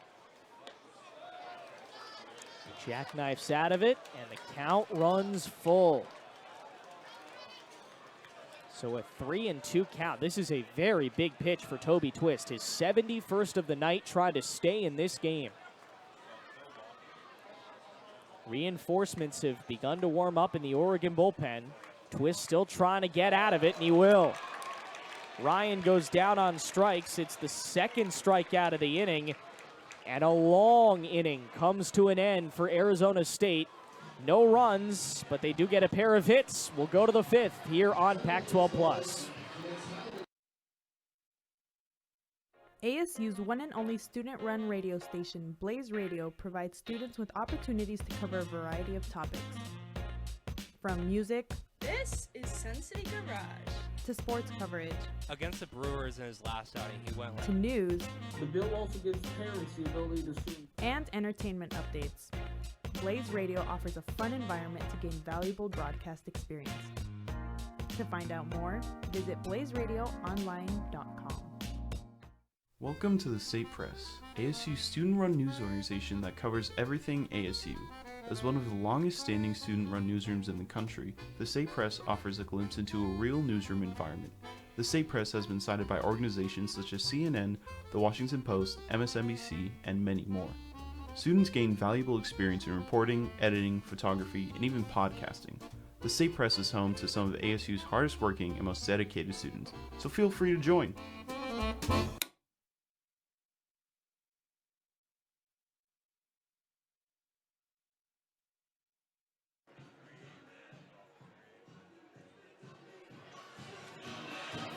The vibes are good here at Phoenix Municipal Stadium.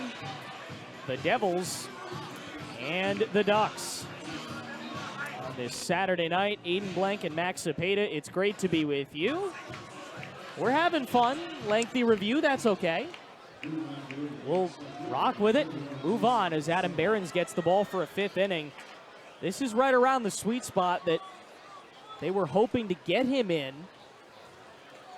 At this rate, he could maybe see a 6th.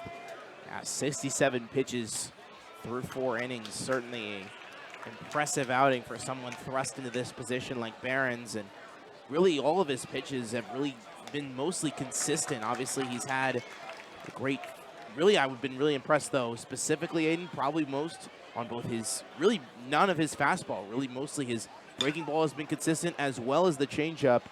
Just letting that ball really lay down near the bottom of the zone and letting his defense do the work, which they've been very busy tonight. No balls and 2 strikes. The first batter he sees here in the 5th. Tobias has a play to the right side, trying to push the umpire out of the way, and he makes the catch. After a little battle with A.J. Listaglio in foul ground there, he gets the out here in the 5th. Well, he does, and certainly was just trying to get him out of the way in order to make that play, but great job on the part of Tobias by staying through and staying with the contact there. Is now, of course, the mantra of the top of this Oregon lineup, trying to break through, as so far they have continued to just put up an egg, or really laying an egg, my apologies, as the top 5 of this Oregon lineup throughout this series, and especially tonight, as now Marcin Arrows looks like he's going to go get a different bat, it looks like, possibly. He's gone back to the Oregon dugout. There's at least one arm out in the Sun Devil bullpen that's starting to get warm. Devils rode Thomas Burns into a 6th inning last night. They were to get him like to ride. I'm sure they would love to ride Burns into a 6th, but again, he is not a starter. He's a bullpen guy. And certainly, if he has this kind of an outing, you would certainly think that Willie Bloomquist at least bookmarks this outing and has him down regardless of whatever injuries come up. Obviously, it's unpredictable when this can happen, but with how fragile and how thin ice really this ASU starting rotation is, you have to consider at least Behrens certainly as an option in these kind of situations, knowing what he can do against a quality Pac-12 offense. For a strike, and you have to look at the midweeks too. If he can go like this, that could potentially change the entire makeup of how you go with a midweek, at least if it's one game where you think, okay, we no longer have to do bullpen guys in the midweek. We can go with a traditional starter and go 5 innings from Adam Behrens. If we just stop using him so much on the weekends, we get 5 innings from him on a Tuesday or a Wednesday, and then let him rest up. That's a long fly ball foul. The Devils don't have a ton of big midweek opponents, so maybe you'd rather save him for a long bullpen outing on the weekend.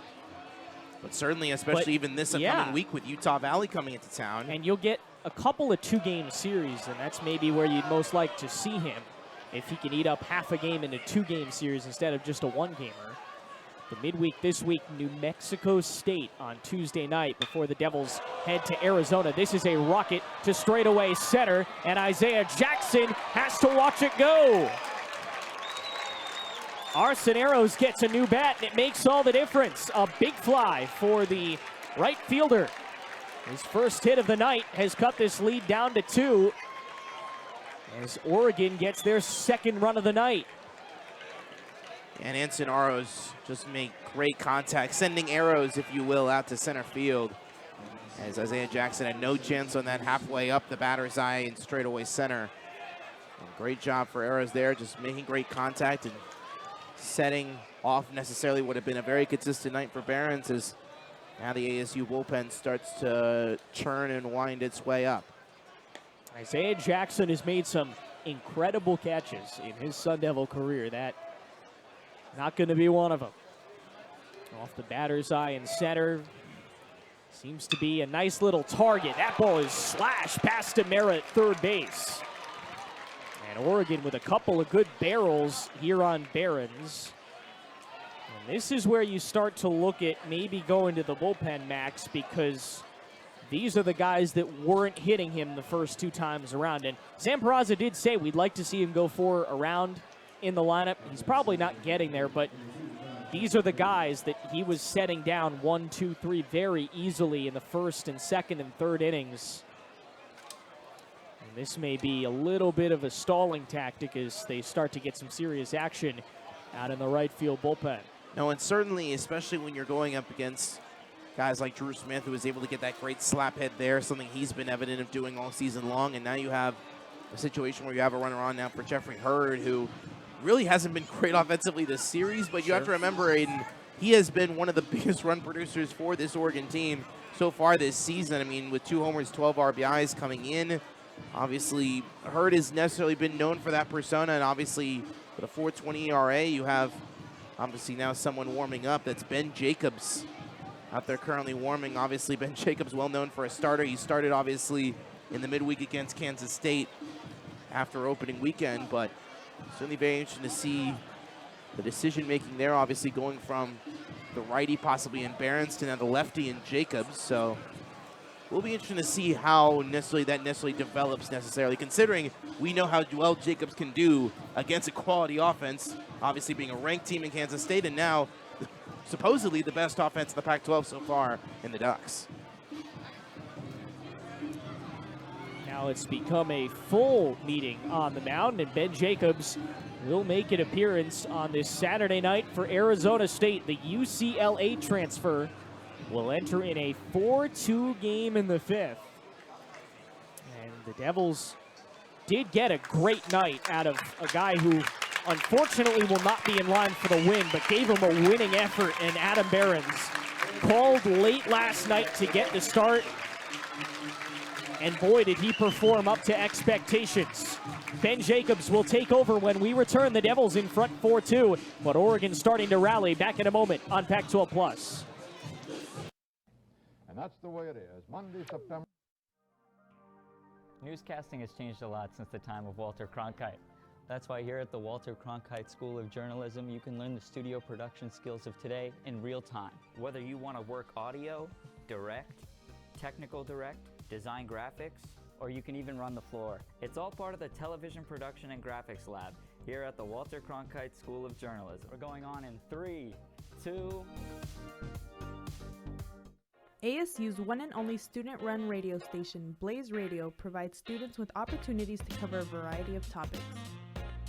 From music, This is Sun City Garage, to sports coverage, Against the Brewers in his last outing, he went to news, The bill also gives parents the ability to sue. and entertainment updates.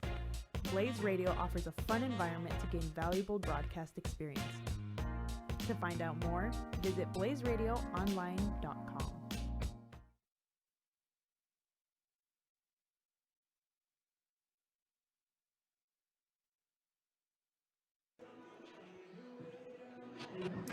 That's Ben Jacobs The transfer from the University of California in Los Angeles.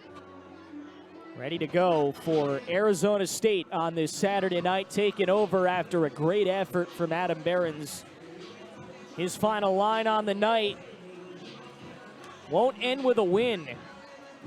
Zippy, it will give him a whole bunch of credibility within this pitching staff. 4 1/3, 4 hits, 2 earned runs, 3 walks, and a strikeout in 21 batters faced. Given that he was thrown into this role very late last night and told you're starting a weekend game against the best offense in the Pac-12 numerically, this was everything they could have hoped for and then some. Absolutely, and certainly with the fact that he had to rely on his defense so much through this outing, it can be very different to see when you have a guy like Ben Jacobs now on the mound who is kind of the exact opposite. Loves to be a power pitcher and has his fastball range in the low to mid 90s and wants to rely on that punch-out pitch. Ducks struck out 13 times last night. They've only struck out once on this Saturday evening, and that was the leadoff batter, Casella. So Behrens only exits with 1 strikeout, but he'll take it. Only allows 2 runs, and one of them coming off just a barrel that maybe he couldn't have done much about. Hurd gets the call there. He's the first to face Ben Jacobs. Yeah, in this dynamic here, I think this is a very important AB just to set the tone, at least if you're Jacobs, and certainly if you're Hurd, with an opportunity with a runner on bases. Now the ball gets away here from Campos, and will let Drew Smith now get into scoring position. It's certainly going to be an opportunity now here for the Ducks if they want to have an opportunity to make this a 1-run ball game. And obviously doesn't get much easier now going forward when you have Bennett Thompson, who drove in a few runs last night, sitting on deck. Number 6 ranked lefty in the state of California, 44th ranked prospect overall. Here goes 3-2, another big California recruit. Nick McLean, one of them. Both of them transfers from UCLA. Here's a huge payoff at the first batter that Jacobs faces today, and it's squared up to left center field, back near the fence, and caught right up against the fence. Harris Williams tracks it down, and the second out is recorded. They also prevent Smith from advancing. They move Hurd to 0 for 3, and now Bennett Thompson, another dangerous hitter, will try to salvage this inning for the Ducks. They've got 1 already. Technically, Thompson is the tying run. He had his first home run of the season last night. Chance to make it number 2 and really make it count if he can get 1 here. Oh, and certainly going back now to at least the play there by Williams. Just great job at least thinking that ball was going to be out, and probably a misjudging play on the part of Drew Smith sitting at second base as he kind of misjudged that ball, thinking it was going to leave the yard, and instead he can't move another 90 feet.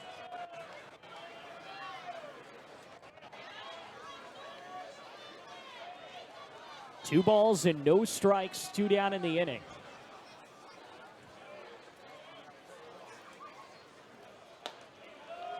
High and away. Oh boy.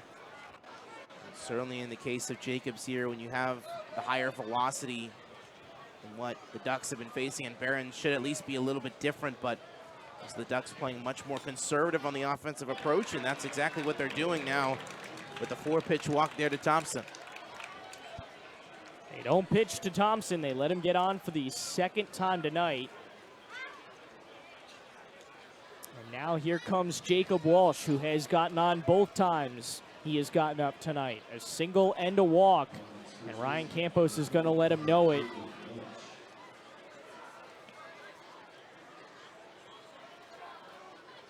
Remember last night, Behrens left eligible for the win. He didn't get it because Oregon did come back to tie. Quick time at the plate. The Sun Devil bullpen has really turned it around. A 10.85 ERA in their first 8 games. Since then, throwing 296 in 27 and a third innings, with their opponents hitting 198. Their opponents were hitting nearly 400 through those first 8 games. They're hitting less than 200 in their last 27 and a third. This bullpen has really kicked it into gear.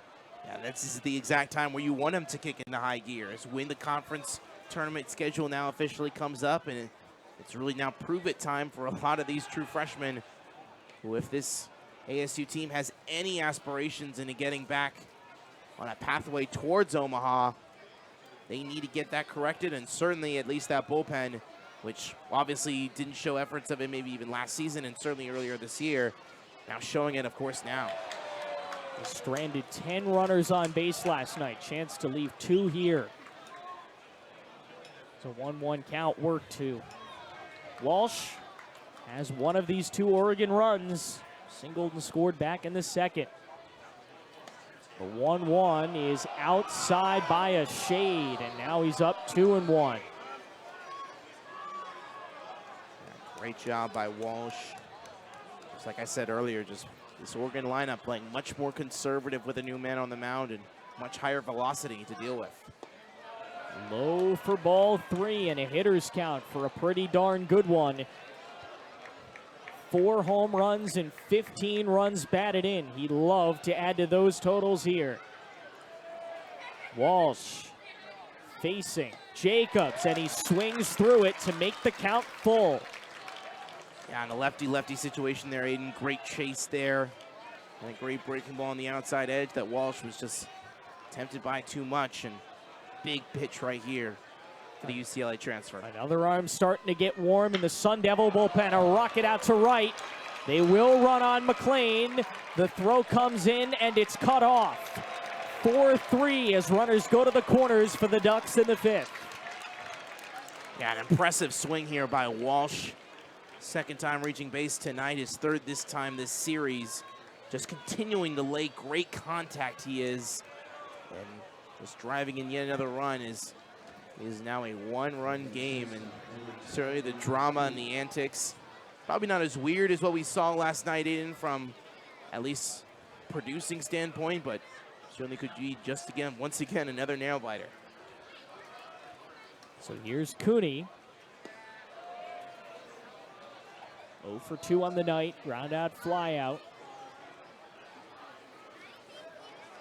Runners on 1st and 3rd with 2 out in the 5th. Arizona State trying to hang on and get themselves out of this with the lead. McLean has a beat on it out in right, and he's got it. So the Devils bend, but they do not break, and the bullpen once again able to come in and get some quality outs. Ben Jacobs gets the out, but not before. The Ducks go big fly, and they made it a 1-run game. We got a good one on Saturday night in Tempe. Cronkite News provides students at ASU's Walter Cronkite School of Journalism with the opportunity to gain real-world experience in the newsroom. At Cronkite News, our students produce professional content for audiences by taking on all roles, whether they be reporting, anchoring, producing, or studio production. Each department gives students first-hand professional newsroom experience. For more information, visit cronkitenews.azpbs.org. The Walter Cronkite School of Journalism and Mass Communication's Phoenix Sports Bureau provides students with hands-on learning experiences and opportunities in sports journalism. From covering local high schools, colleges, and the pros, students get the opportunity to go live from our Facebook shows covering local, collegiate, and pro sports in the Valley. From digital reporting, broadcast, social media, and producing, there's opportunities for all. For more, go to cronkitenews.azpbs.org.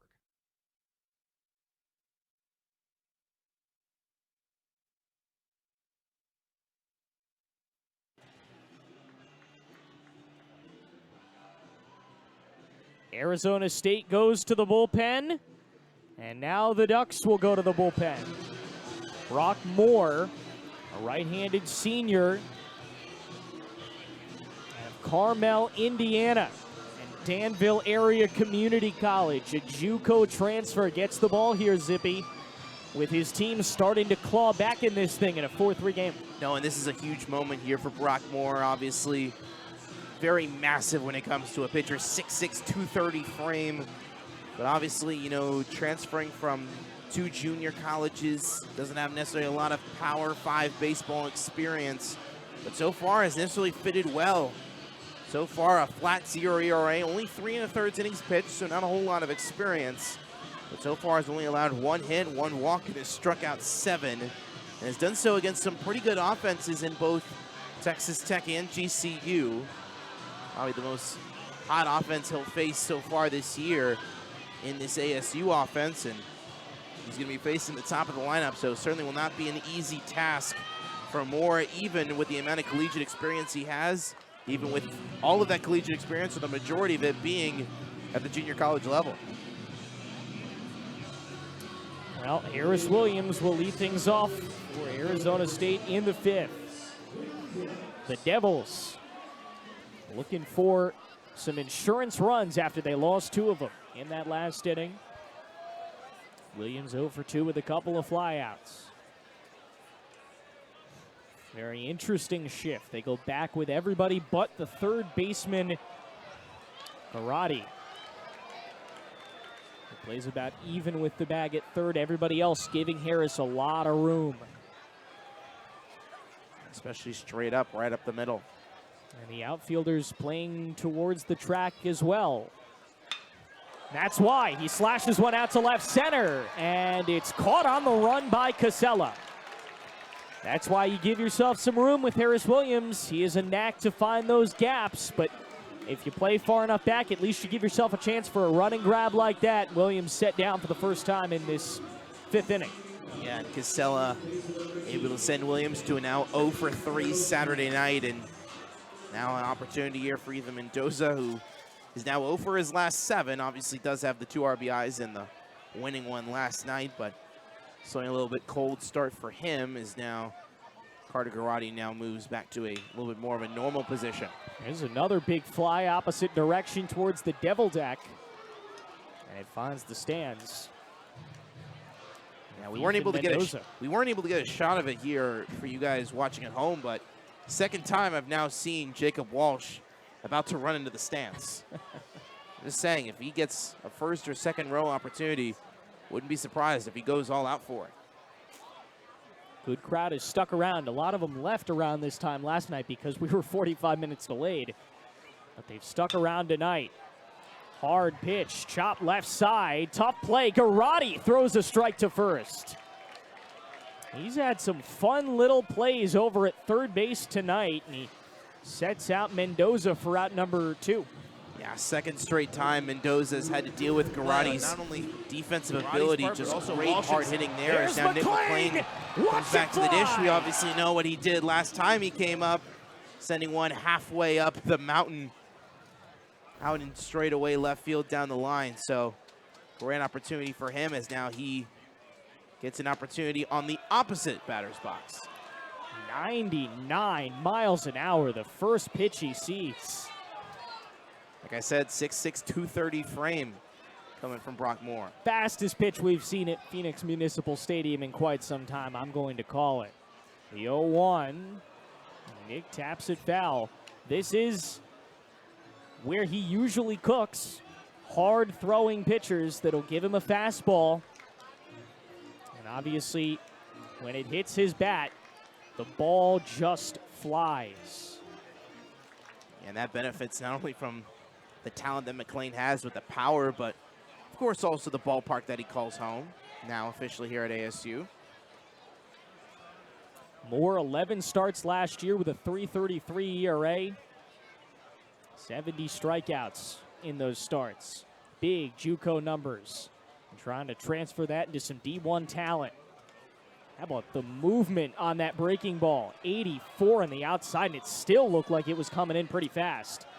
No, it was. That was a truly backdoor slider, to say the least, but not able to completely close that door here on McLean.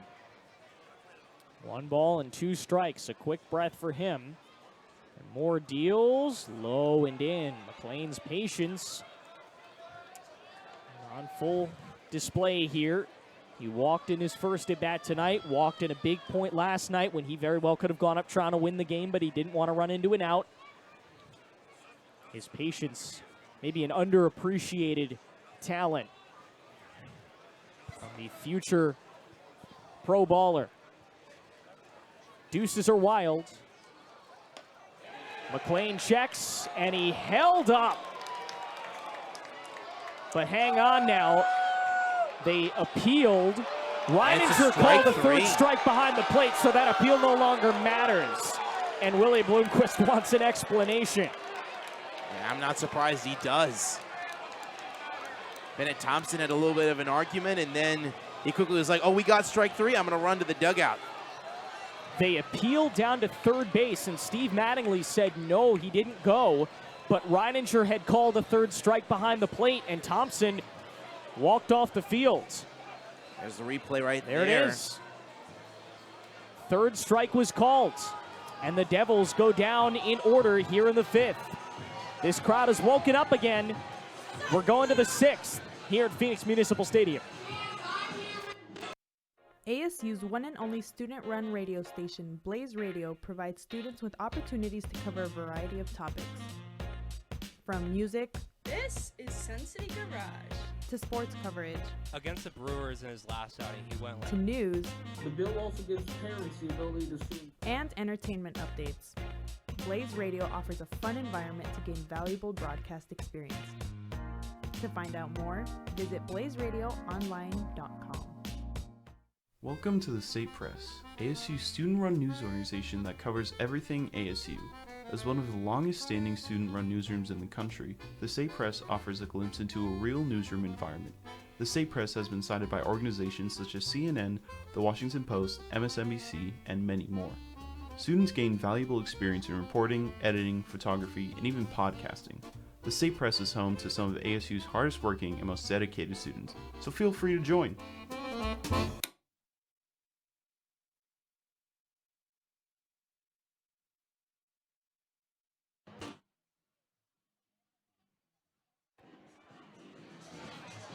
Well, this crowd has started to get into a frenzy on a Saturday night in the desert. Arizona State and Oregon in a heated battle for the opening series of Pac-12 play. The Ducks came in with the best offense in the conference, and they've scratched 3 runs across, just barely. Another inning for Ben Jacobs. He faces 8-9-1. First to come is Bryce Betcher, center fielder, a single and a walk. Yeah, this is a big first full inning now here for Jacobs, just to set a tone here, of course. Now facing Betcher, who has had some good ABs so far tonight, and then, of course, he's going to have to deal with the top of the lineup and Justin Casella later on. So definitely a big table setter here if Jacobs wants to stay in this game, as the ASU bullpen still very much warm. 1-1 the count. On the first base side, the deal high.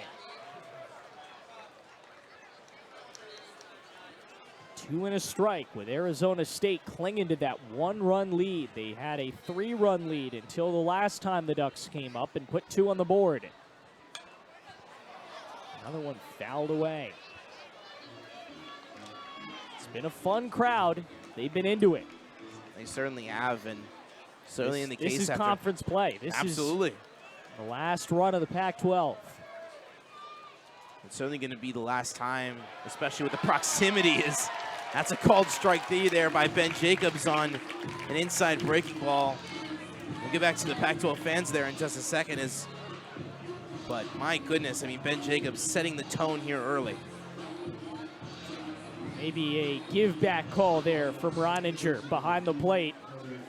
But Ben Jacobs will take it, and the Devils continue on with a 1-run lead here in the 6th. Kind of going back to what I was saying, though, earlier, Aiden, obviously, this being the last season of the Pac-12, also going to be the last time we see, obviously, close proximity fan bases traveling.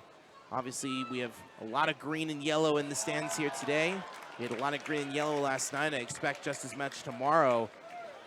Probably going to be the last time we see a lot of that traveling fan bases. Now, obviously, Big 12 fan bases will travel next year. There's no doubt about it, but Certainly not in the droves that we have seen, obviously, in the many years in the Pac-12, especially from an ASU side when they go on the road as well.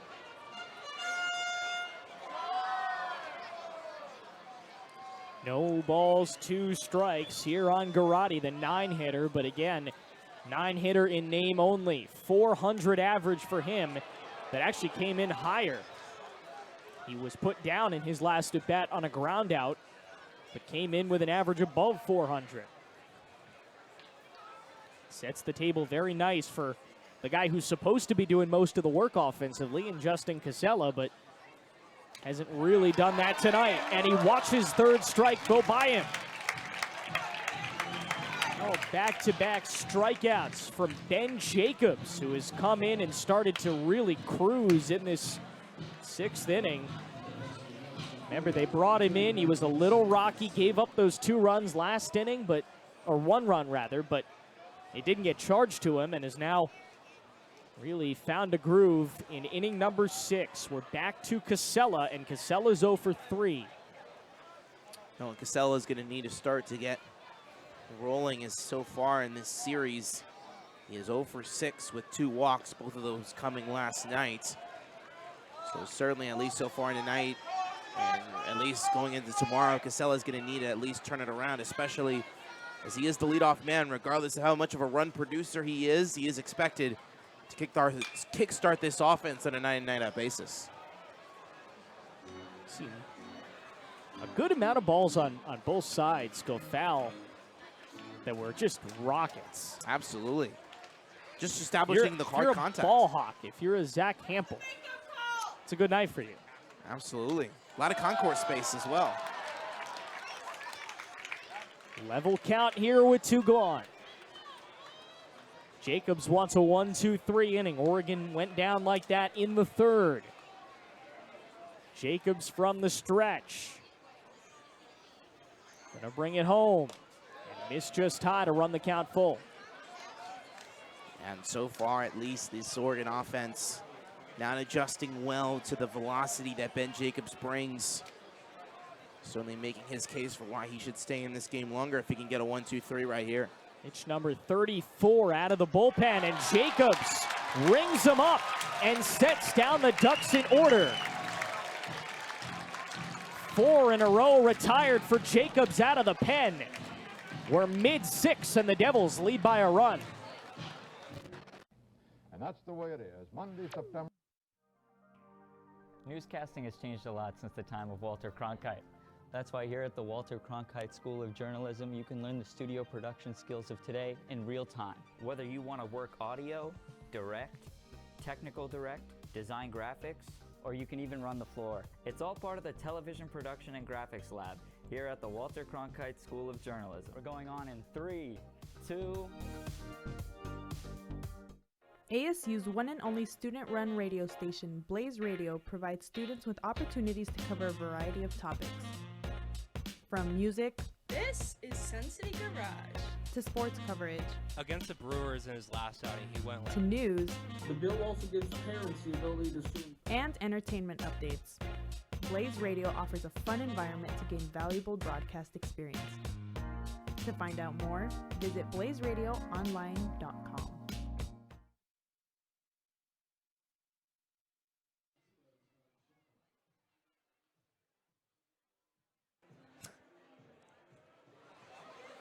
Ben Jacobs strikes out the side in the 6th. The bullpen for Arizona State continues to put in the effort. And now the offense will try to get back those runs that they lost a couple innings back. They'll start with Jacob Tobias. Toby seeing the ball well tonight, especially in that last at-bat. You had the home run. Now he gets a chance to duplicate that in front of a rising crowd. Toby, the lefty hitter.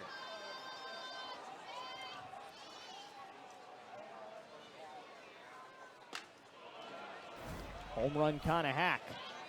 And take a look back now at the home run here.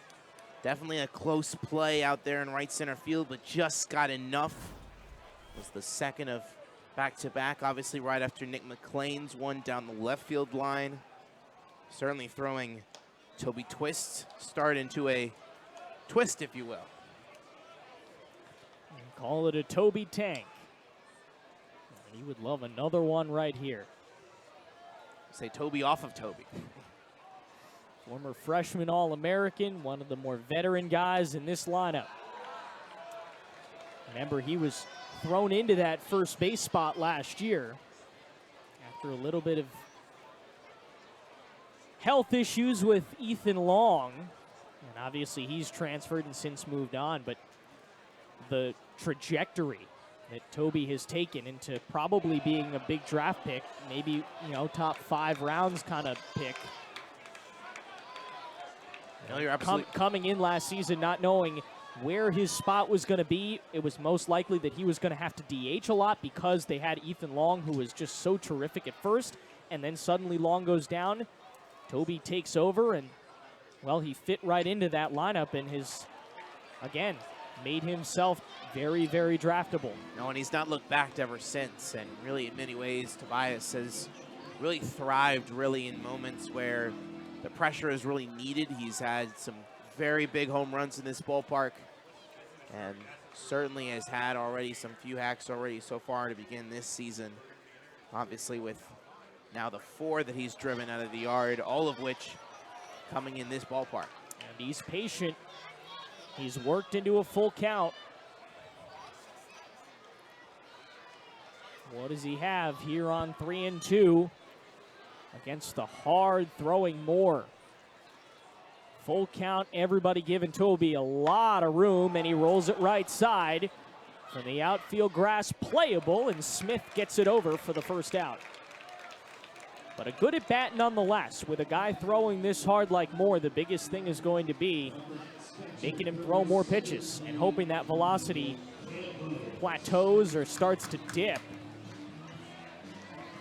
No, and certainly that Oregon bullpen last night wasn't necessarily utilized as much as the ASU offense probably wanted to get into it, but certainly if you can get a few knocks against Moore, you can at least prevent him from having an outing like we saw last night from Grayson Grinsell, who went 2 2/3, making it his 4th consecutive relief outing of at least that much or more in relief. Here's Campos, and this was his first at bat. Started off the home run train back in the second. Over those 2 innings, the second and the third, Arizona State got all 4 of their runs, and it came on 3 big flies. Behrens is not in line for the win because he didn't go 5 innings, but Toby Twist is in line for a loss, going 4 innings, 6 hits, 4 runs, and 3 of them earned.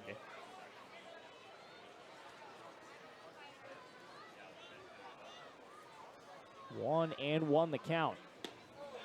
Although I don't know, he didn't get that 4th earned run. It's possible he could sneak out a no decision out of this. Of course, the Ducks would like to get the extra run, make sure that it doesn't matter. And it was an unearned run, so 4 and 3 earned. So then he technically would not get the loss, as far as I'm aware. Only giving up the 3 earned runs, probably enough. And certainly, at least if you look back at Toby Twist's outing, the numbers will certainly lie about how consistent he was, and really you have to give him just as much credit nearly as Behrens tonight on just how level he appeared, and especially how much, similar to Behrens at least, and how much he relied on his defense, really, to get through, especially some of those rough outings, especially in the second and third where those home runs were unleashed, and then after that, really just staying level-headed. Here is Campos in a 2-2 count. 22nd pitch he sees for Moore. And he rounds it over towards short, and it's bobbled by Cooney. Well, with a guy throwing this hard, you got to get on any way you can, and Campos will reach on an E6.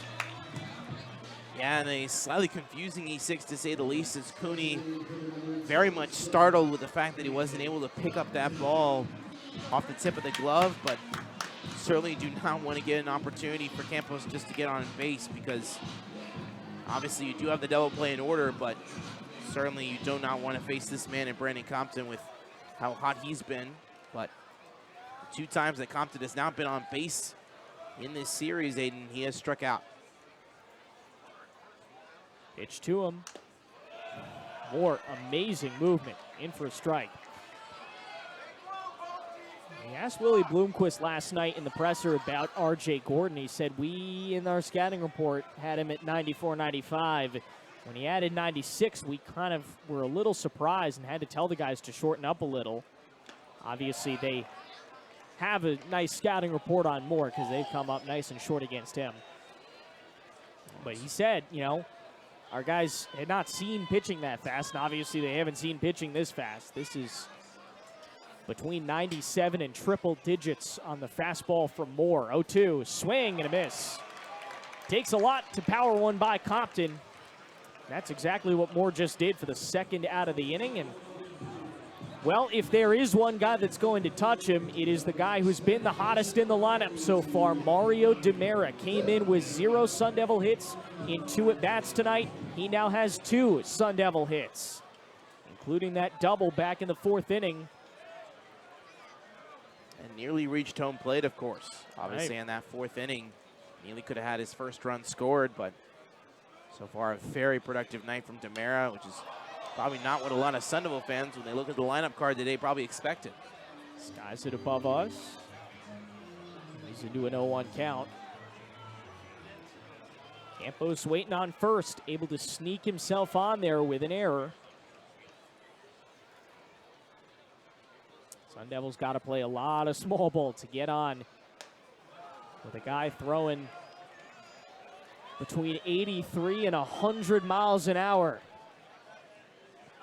That's something we definitely talked about last night in the case of Grayson Grinsell, who was in relief for the Ducks, who had a range of anywhere from 95 to 71 at one point. 1-1. 2-1. Well, they've gotten a little bit lucky that Moore has thrown a lot of unnecessary pitches here.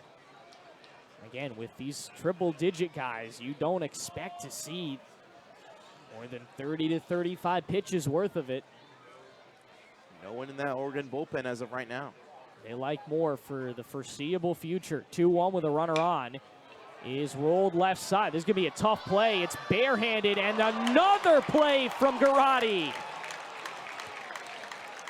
No one has gotten anything past him in the hot corner. And the Devils strand one.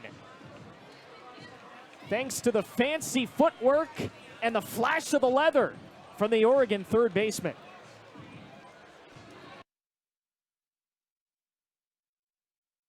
Cronkite News provides students at ASU's Walter Cronkite School of Journalism with the opportunity to gain real-world experience in the newsroom.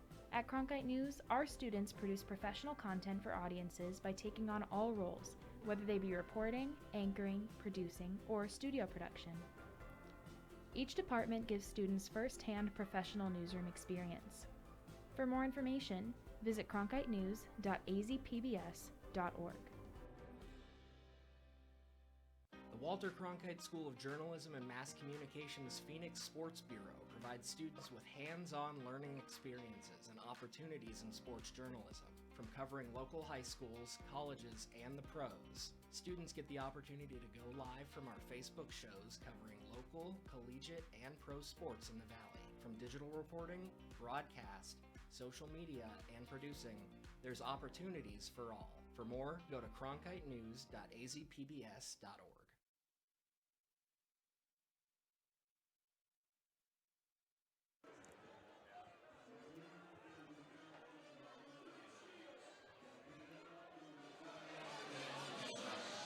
Let's roll from Phoenix Municipal Stadium in the desert. Ben Jacobs gets a second full inning of work, Zippy, and it's well deserved. He struck out the side the last time he took the mound. 8-9-1, all down via the K, and now he has to face the part of this lineup that's done the best most recently. Anson Arrows homered in the 5th.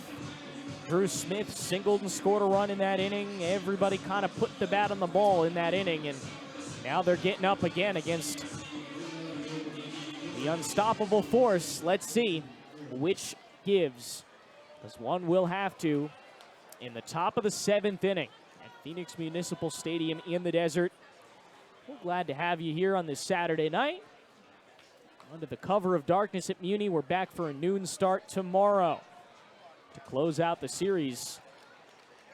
If ASU can hold this lead, they'd be going for a sweep, and wouldn't that be a great start to Pac-12 play?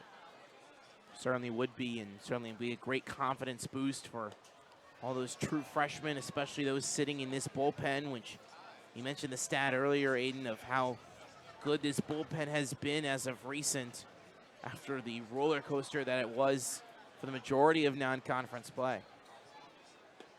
You look at the teams that they swept last year. Oregon State was the series that put them in the top 15 here last year.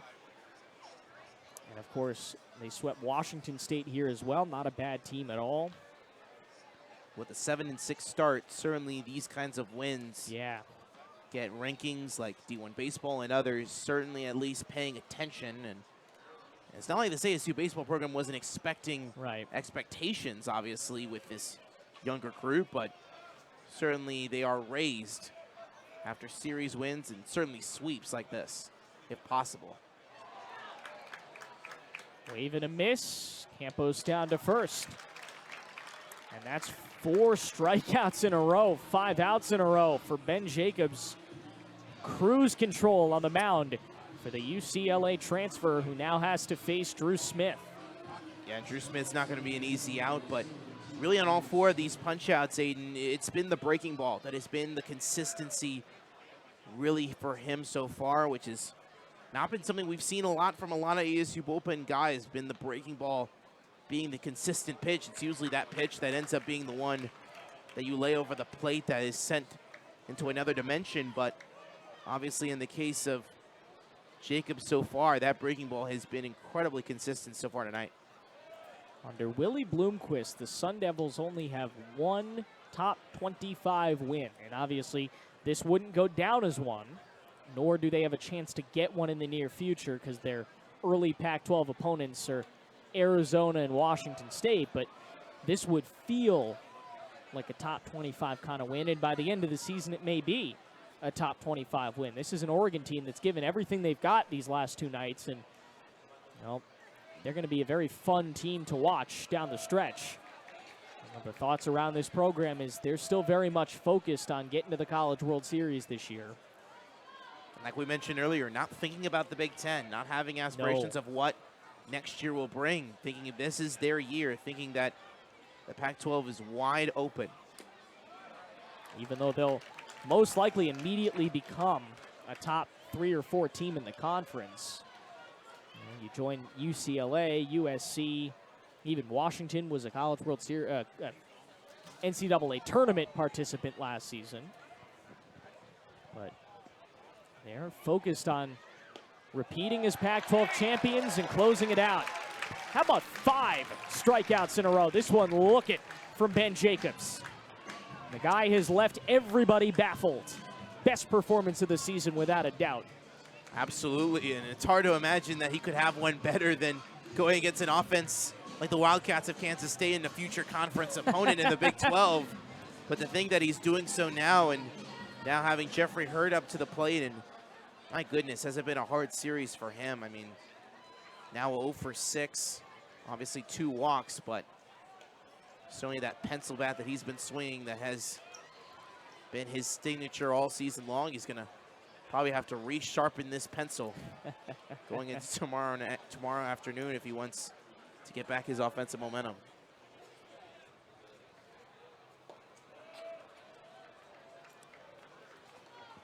Two balls and no strikes. Jacobs starting to lose a little control here.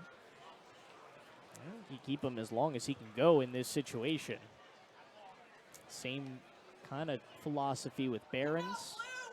And remember, even with all of these strikeouts in a row, Aiden, the ASU bullpen has not turned quiet. There has still been arms throwing just in case something develops here. See what the conversation is here between, it looks like, Oregon manager Mike Wazikowski and the home plate umpire. And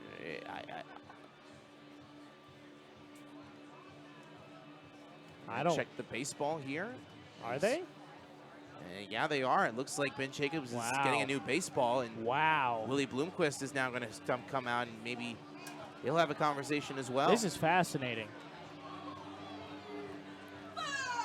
I think they might have just called to, check the baseball. And the baseball's now in the ASU dugout. You would think he would then have to get checked as well. Obviously, they've done it at the professional levels. Now, of course. You know, after every inning, but this is starting to get heated. Obviously, you know, it's been good nature. We've seen good baseball between these two teams, but close baseball. The last two nights, you know, things have progressively, it kind of feels the temperature's kind of risen a little bit. It is a conference series.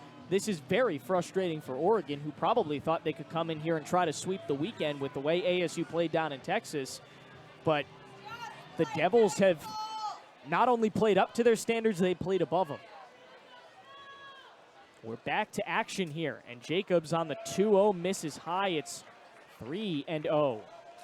And remember, struck out 5 in a row, looking to avoid the walk here to break it up. And remember, this is not like Brock Moore, where he has 97, 99 coming out of this arm as he throws his first strike there 88 to Hurd.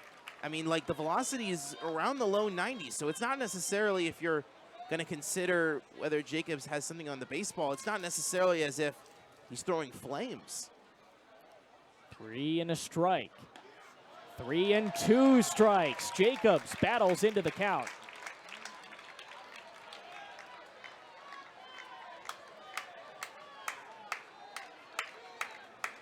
Jacobs sets on the mound. 3 and 2. And he misses for ball 4. Yeah, and that is not the pitch you want. Of course, he battled back in the count there in the case of Jacobs, but Hurd with a third now walk of this series. It's the only way he's been able to get on base since Oregon's coming to Tempe last night. But now a great opportunity here for Bennett Thompson, who walked in his last debut, was able to get all the way around. All low to Bennett Thompson, who walked in the 5th.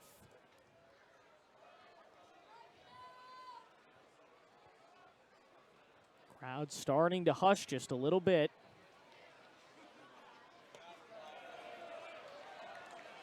Now 2-0. And this may be it. Willie Bloomquist did pull a pitcher mid at bat earlier in the season. It was the Kansas State game, and he took out Cole Carlone. And that's not Willie Bloomquist. This is that's not Sam Willie. Peraza. Yeah, this is Sam Peraza. So clearly this is Jacobs' inning.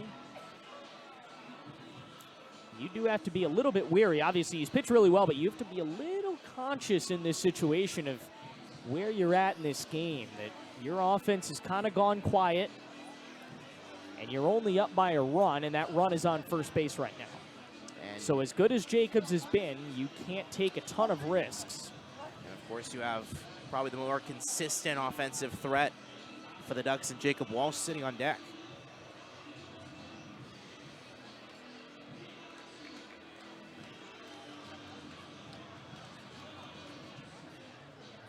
Peraza now having a quick conversation with Travis Reininger as he walks back to the dugout. And now it's 2-0 with 2 out in the inning. Bennett Thompson, his first home run of the season last night, takes a ball. And once again, the count runs to 3-0. Remember, back-to-back strikes. Jacobs the last time he did this, which was the last batter he faced. 3-0, ball 4, and now the go-ahead run is reached for the Ducks. Yeah, and this is when I think Willie Bloomquist is now going to start looking at this lineup card, because Jacob Walsh is now coming to the dish, and both of his line drives for base hits tonight, and then the one he had last night. I mean, these are hard-hit baseballs coming off of the bat of Walsh. We mentioned, of course, his power presence that he's had for the Ducks this season, but, I mean, this is a prime opportunity for not only tying this game, but to possibly get the Ducks back the lead. 2 out in the inning. He still just needs 1. It's become clear this is probably the last inning we see Ben Jacobs, if he can get out of it. Came in, got out of the 5th. 3 up, 3 down, striking out the side in the 6th, and did start with 2 strikeouts in the 7th, but has lost a little bit of his mojo. Battles back here in a 1-1 count.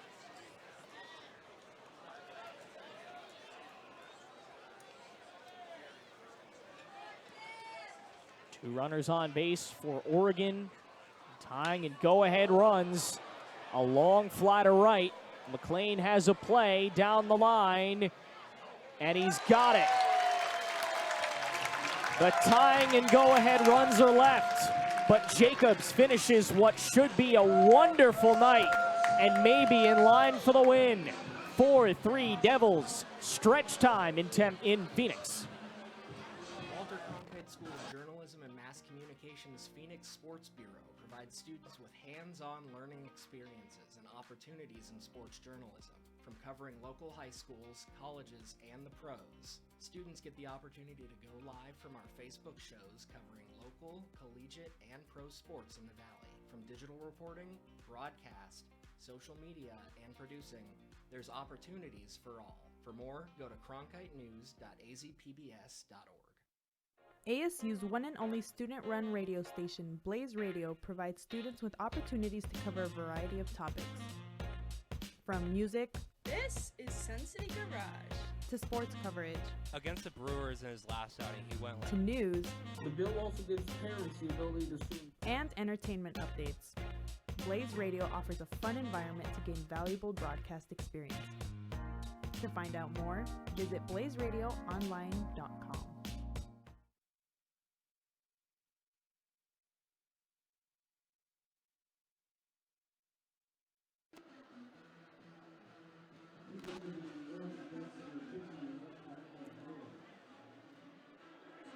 Back in the desert, Arizona State with a 1-run lead. And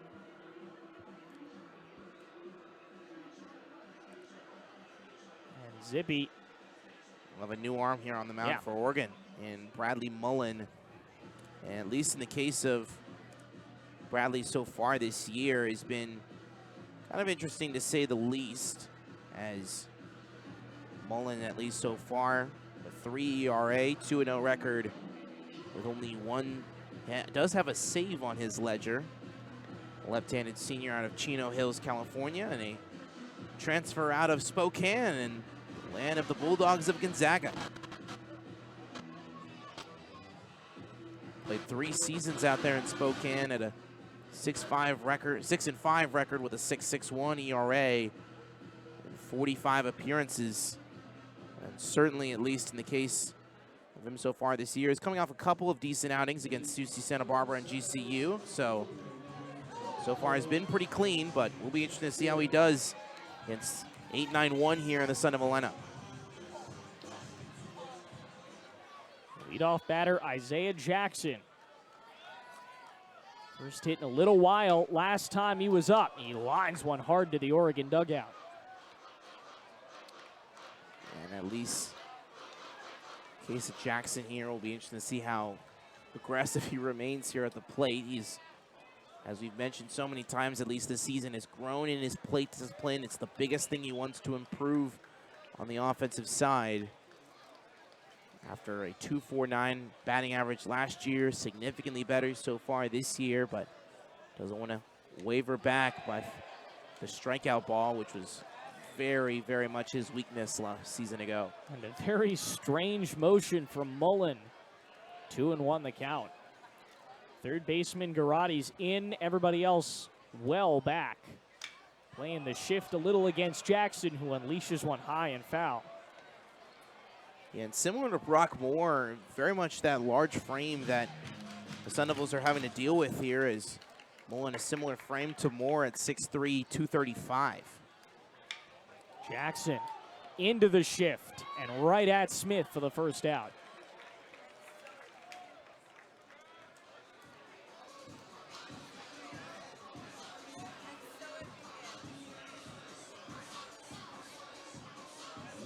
And now an opportunity here for Jax Ryan, who obviously Had the near RBI opportunity back in the second, but he's wavered down a little bit. Only his third at bat so far tonight, so has not been at the plate often, similar to Isaiah.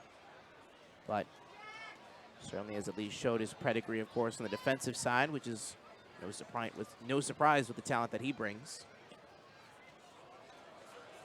Ryan 0 for 2 on the night, but again, seen as the shortstop of the future.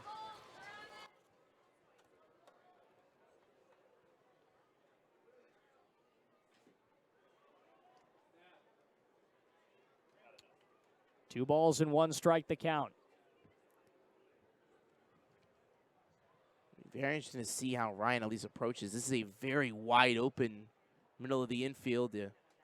Don't be deceived by your eyes if you're watching us right here on your screen. That is not a second shortstop. That is the second base umpire right there behind second base. And that's our buddy Stephen Corvey out there at second base.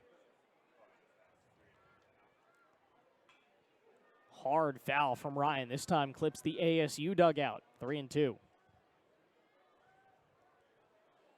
Obviously, you have the top of the lineup sitting on deck in Williams.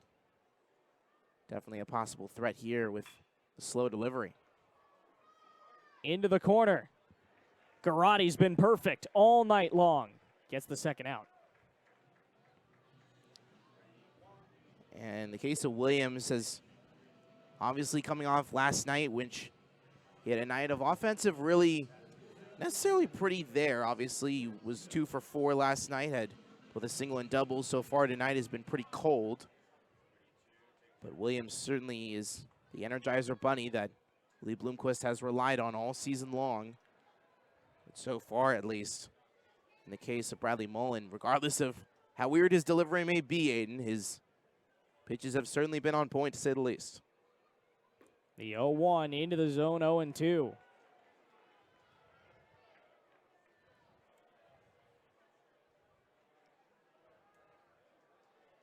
Looking for the punch out.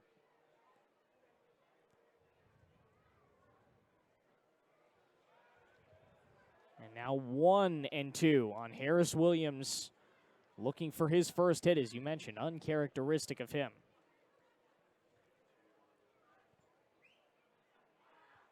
Big 2-strike offering, and it's outside to level the count.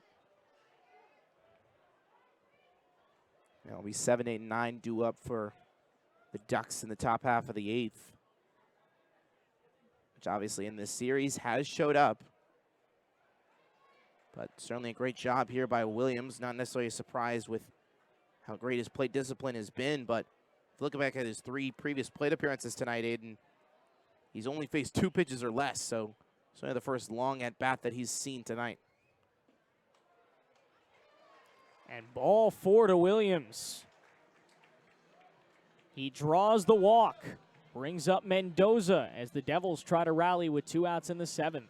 Yeah, great effort there on the part of Williams, working himself out of an 0-2 hole, getting able to get all the way and let the balls come inside, be conservative, and now you have Mendoza, who's had to deal with, and we've already said it tonight, but I'm going to say it again, the Garotti kid, really all night long, as he's now in each of his last 2 at-bats has had to deal with spectacular plays from Carter Garotti in the hot corner. Certainly probably going to try to hit it anywhere else than there.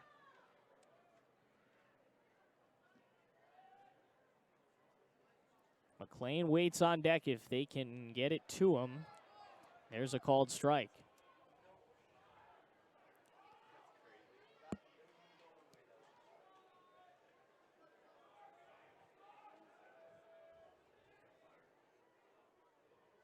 Oh, 0-1 with a runner on first and a check back, and they throw it away. Williams all over it, and he's down to second to put a runner in scoring position. Yeah, and that's an E1 all day, every day. That's an errant throw on the part of Mullen, as Walsh just was not able to get a glove off it. He was expecting the right side of the glove. Instead, it went to the opposite side of the body and had to run and go bit it back. And now a runner in scoring position. Opportunity here as the defense now shifts. Away for ball one.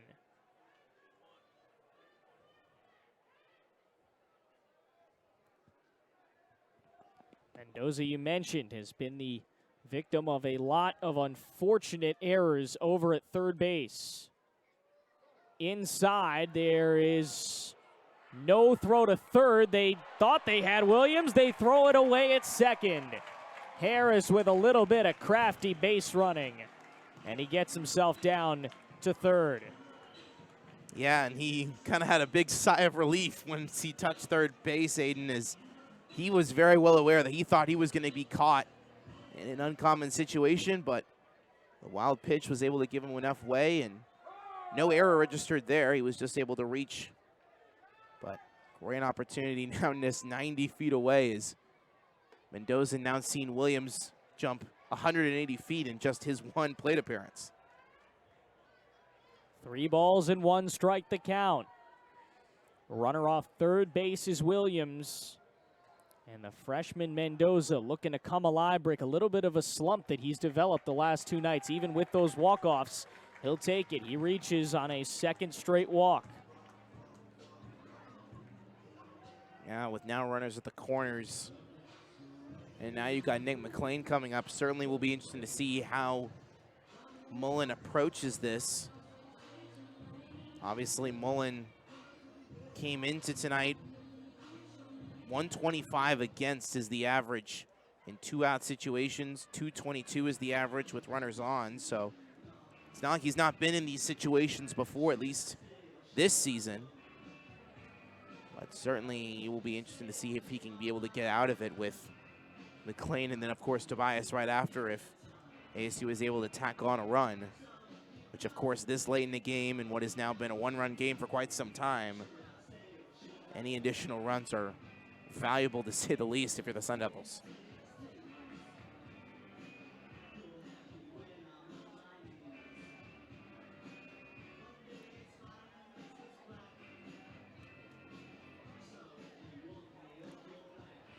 So in comes Nick McLean, the righty hitter. And boy, would he love to do damage here.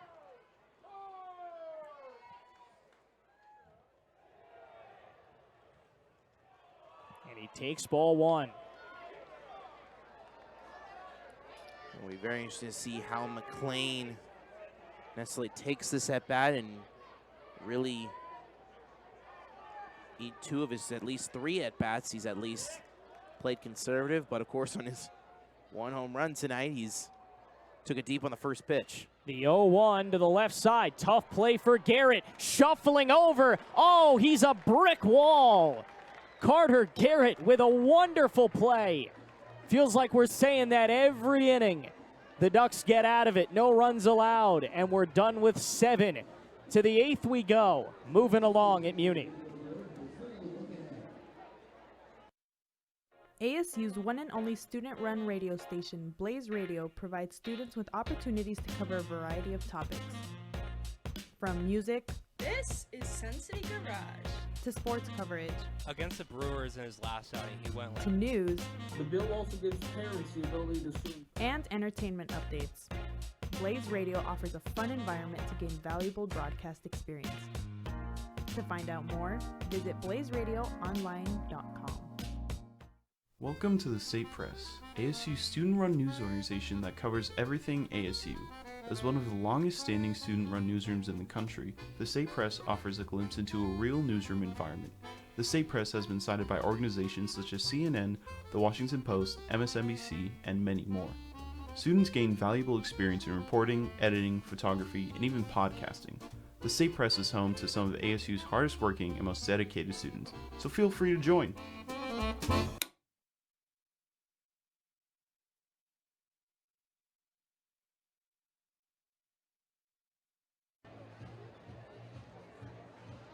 Back at Phoenix Municipal Stadium, and we go to the 8th.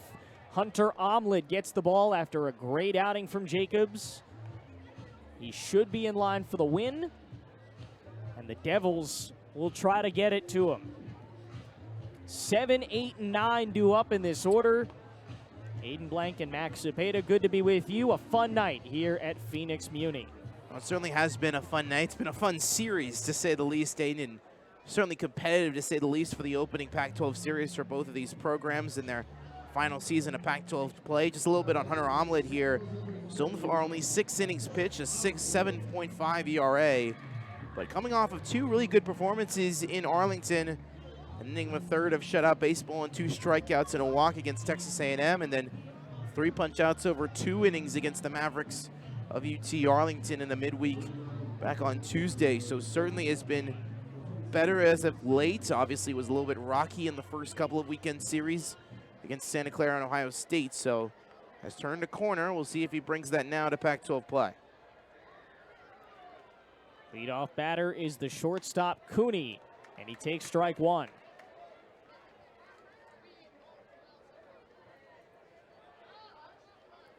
Cooney is 0 for 3. A ground out and 2 flyouts. And he takes it high, 1-1.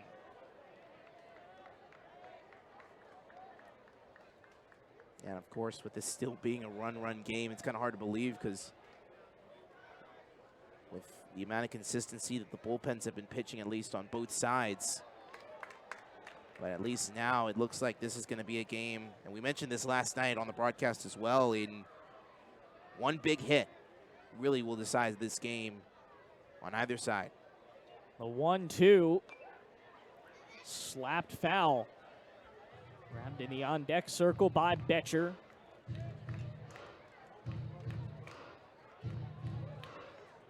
Arizona State will face New Mexico State in the midweek. Obviously, they got to get through tomorrow first, but they'll face New Mexico in the midweek, and then down to the University of Arizona. Territorial Cup next weekend from Tucson. Fouled away wide of the bag at first. Yeah, I was going to say, I was a little bit incorrect earlier in the game when I said Utah Valley. That is in 2 weeks when that midweek is, and that will actually be a Tuesday, Wednesday as well, which will be an interesting, unique situation for at least Willie Bloomquist when it comes to the starting rotation, especially with the fact with Adam Behrens pitching as well as he did today. Wouldn't be surprised if his number is called in 2 weeks' time, when you have to have a second midweek starter.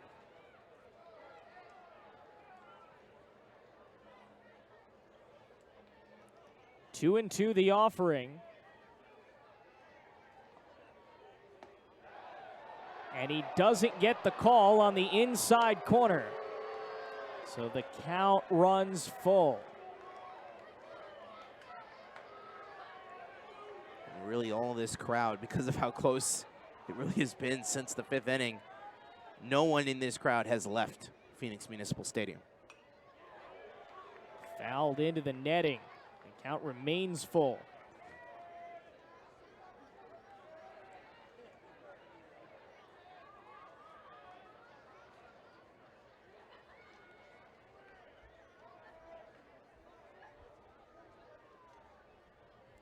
Three and two the pitch. Here it comes. And it's high and away for ball 4.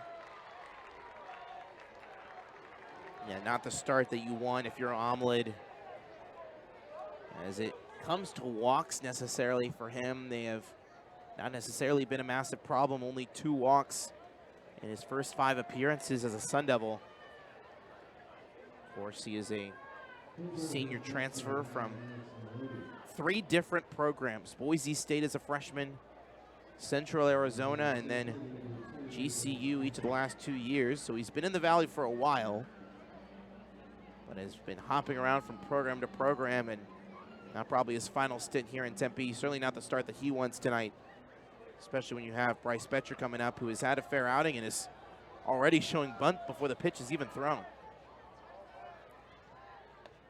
Look at the movement on that opening breaking ball. 0-1 the count to Bryce Betcher.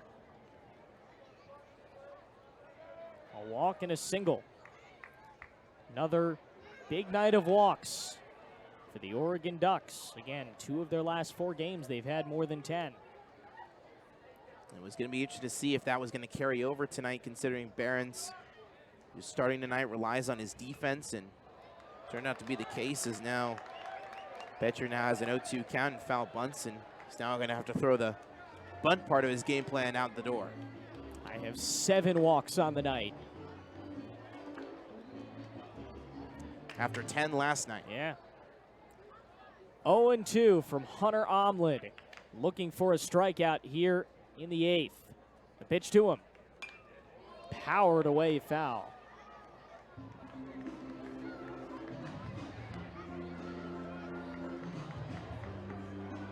It certainly will be interesting to see if Betcher decides to play conservative here. Obviously, you have Carter Garrotti sitting on deck. He was also 0 for 2 with a walk, but certainly a double play, not out of the question with how close the middle infield's playing right now. 0-2, rock to right center. Jackson on the run and makes the catch for the first out.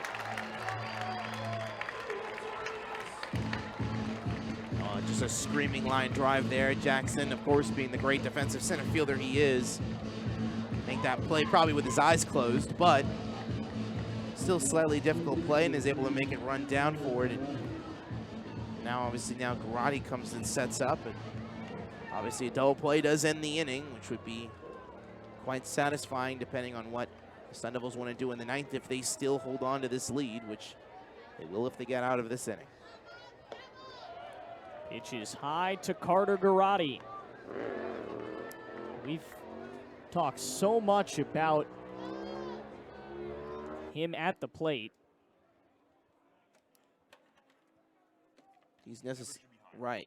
And he's so much of him has been obviously with the defensive side, but you have to think obviously with the fact that he's been so good defensively. I mean, we talked about it all night, Aiden. He's batting over 400 and is in the 9 hole. I mean, we've had conversations with Oregon Radio about this as well, about the fact that it's just a great Kickstarter to have a player like him at the bottom of your lineup and have him constantly be the guy to where, all right, maybe you're done with him, but okay, now here comes the top of the lineup. So, and then obviously his defense to boot, just a great player all around is Carter Garrotti. And remember, this is a sophomore, still a long way to go in his collegiate career. Hit in the air to center. Jackson's got to make another play, and he will. 2 down, and the lineup flips over. Omlid has calmed himself after the opening walk. And now you'll have Justin Casella come up, and it's been a very rough series for him. 0 for 4 on the night. He's been struck out twice and has popped 2 balls in the air. But ASU's defense at least playing still straight up, and once again another pop-up, but a little more distance. Jackson, 3 in a row. Isaiah makes it look easy. 4 up. 3 go down. 1 runner left as we go to the last of the 8th here in Phoenix. And that's the way it is. Monday, September.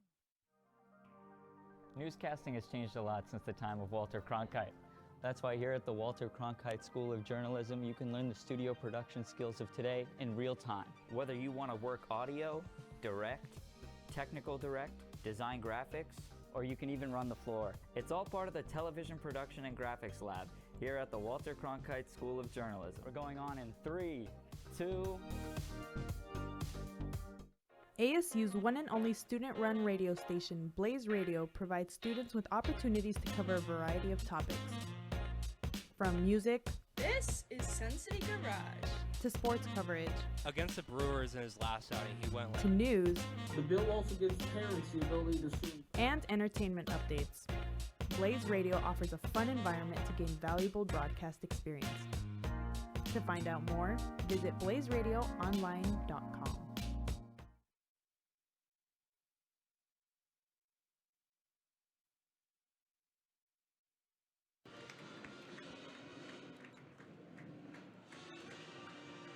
To the 8th we go here at Phoenix Municipal Stadium, and Arizona State a 4-3 lead. Aiden, Blanc, and Max Zepeda, great to be with you.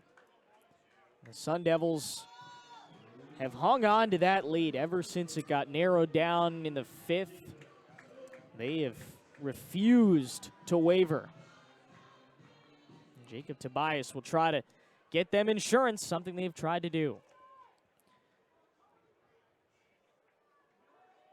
First pitch to him. just high, 1-0. Tobias with that home run. Other than that, 0 for 2. So we'll go 1 for 3. Looking to grab a hit here with the shift well to the right. Takes a strike 1-1. It'll be interesting to see how ASU approaches this inning. Of course, you want to get insurance, as the ASU bullpen will be heavily decisive on whether to bring back Omelet or to bring on Cole Carlone, the true freshman, as a narrow strike call there that Tobias didn't like is now makes the count 1-2, but certainly will be interesting to see if ASU just gets the offense they need, just maybe string just one more run across the plate, maybe two. Tobias goes down on strikes as he whiffs on the pitch. And now Ryan Campos to the plate. A home run in his first at bat, and he reached on an error in the 6th. And who would have thought, Aiden, that obviously in this kind of a ball game, maybe even just 2 weeks ago during the Ohio State series, for any ASU fans keeping track, who knew that it was going to be the bullpen that would have kept ASU in this game and now giving its offense opportunities? Campy rolls one through the left side for a base hit. And he's on for the 3rd time tonight. Should bring up Brandon Compton. And he was great last night. We have seen a little bit of it tonight, but haven't quite seen the way he usually is. And this would be a great time for him to turn it on. It certainly would be, as 3 times not reaching base in this series have come on the punch out. So he has really swung hard at any opportunity he gets, as you see right there on that nasty breaking ball, 76 miles an hour in the dirt.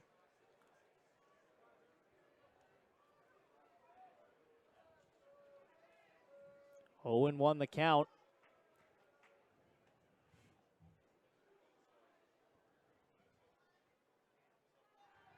And the check back, he slides in safe.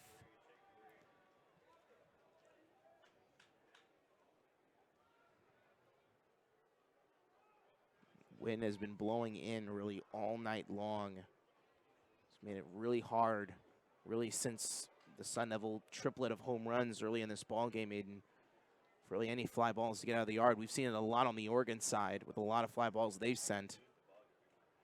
But Compton is a guy who is known to hit line drives. He could certainly break through that wind and get one into the gap if he can. 2 balls and a strike. The count on Compton, who has struck out twice in this game and then walked, scored a run back in the 2nd. Campos dancing off first. Compton powers to center, but it's an easy play for Betcher, who makes the 2nd out. And that just died in the wind. Simple as that. I mean, wind blowing hard and in. The ball was obviously in the air for a hot second, but quickly came down, making an easy play for Betcher. But now with 2 outs and runner on, here comes Mario DeMera with his 2 for 3 night, and he's had to deal with the Karate Kid as well over at 3rd in his last AB. Checked his swing, and it got away from Thompson. It lets Campos go to 2nd, and Thompson is down. I don't know what happened there. It may have hit, and the ball may have hit him in an uncomfortable position, as he is clearly in pain.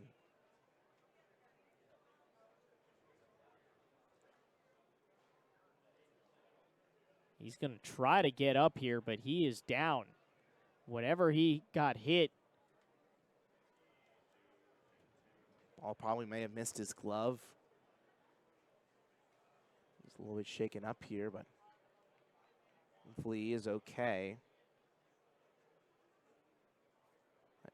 Right after that ball hit him, I mean, he had 0 effort in trying to get it back. He was in pain. That's why, in many ways, Mullen was trying to run over and get the baseball, just so Campos couldn't run an extra 90 feet if he could. But looks like Thompson is shaken up, and he'll put the mask back on.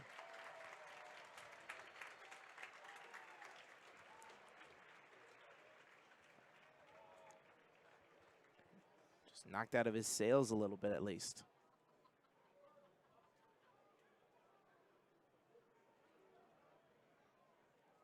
No balls and 1 strike when we resume this thing. Looks like Thompson's all right. He is a trooper. Campos waiting out at second base.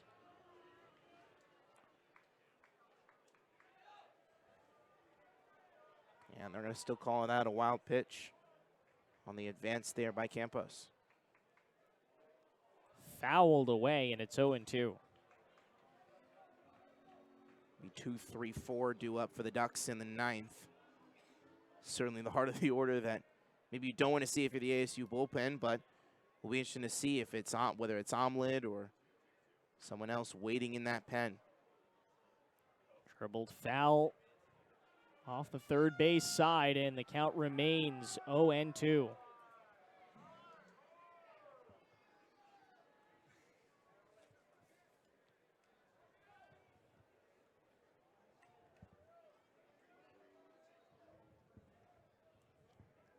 DeMera at the plate. Runner off second base in an 0-2 count, trying to keep the inning alive, and he does with a long foul ball behind the plate.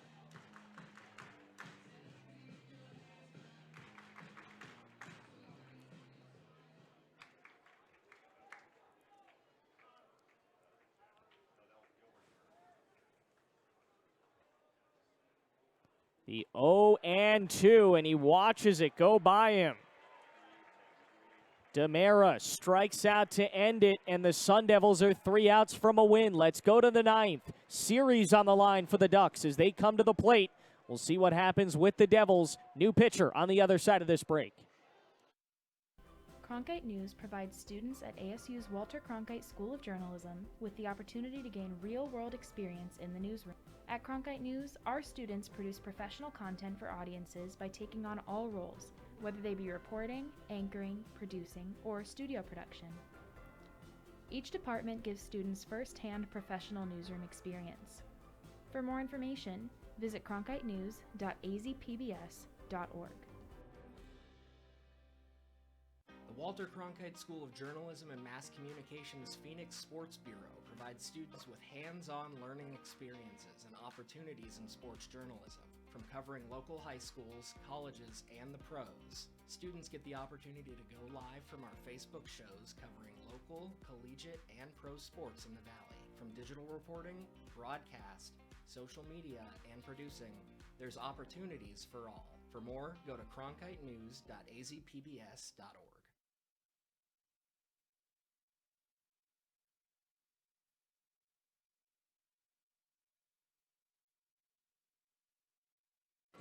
Back at Phoenix Municipal Stadium, and the Sun Devils going for a series win over the Oregon Ducks, looking to make it 2 straight series wins at home over the Ducks dating back to 22. And they'll go to Cole Carlone. Zippy, he got the win last night and has a chance to get another decision tonight. It would be a save.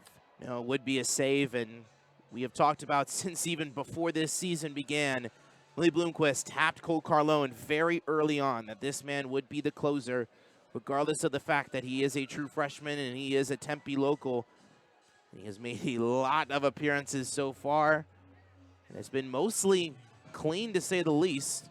8 innings, 3 runs allowed on 6 hits, an ERA of 3.38, which is what you would want to see in your closer, at least from a true freshman level, to say the least. But pitched 2/3 of an inning last night, did just enough to get a win in what was a wild game, and now we'll get an opportunity here to collect yet what could possibly be another save. In on arrows for strike 1. He is 1 for 4, but that one was a home run in the 5th. Looking for his 3rd save of the year. Carlone unleashes and gets strike 2. When he entered the game last night in a very tricky situation, it was very clear he was ready to take control of the game, and you get the sense it's looking like that here as well. We've seen a few Sun Devils try to close. Carlone was billed before the season as the closer, and you get the sense that will be his role.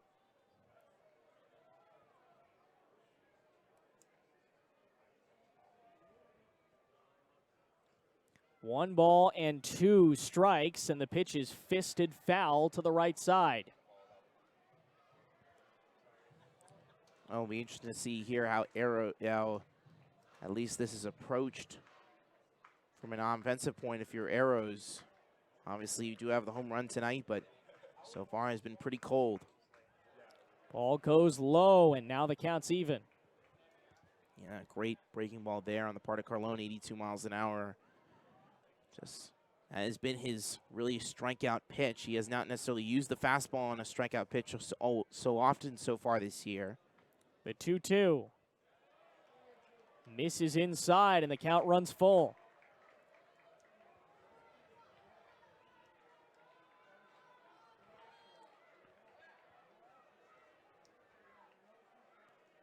Payoff pitch is on its way. The deal is rolled left side. Ryan's moved to third, and he makes the play. They moved Jax Ryan to third so that Steven Ondina could enter the game as a shortstop. And Jax, it doesn't matter where on the field he is, both positions on the left side of that infield, he's played very well tonight. Yeah, he has, and he's certainly made his case to Willie Bloomquist about being in this third baseman left side of the infield race with the run that he nearly drove in the first and the plays he's made on the defensive side. Certainly been making his case tonight. In for a called strike on Drew Smith. E5 in the first, single in the fifth. He scored a run there. He comes in 1 for 4. And he laces one fair down the left field line. It kicks into the corner as Williams goes to retrieve it, and Smith has himself a double to put the tying run on second base here in the ninth. What a huge base hit on the part of Smith. That ball hit the white chalk, to say the least. That is as narrowly fair as it gets.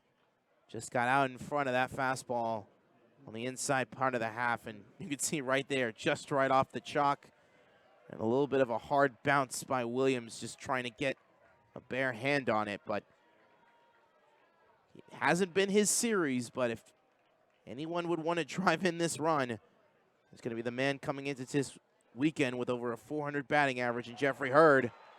The ball gets by Campos, and the tying run is 90 feet away. And they're going to call that a pass ball here, which is not something we often see from Campos. It's the second pass ball that he's allowed tonight.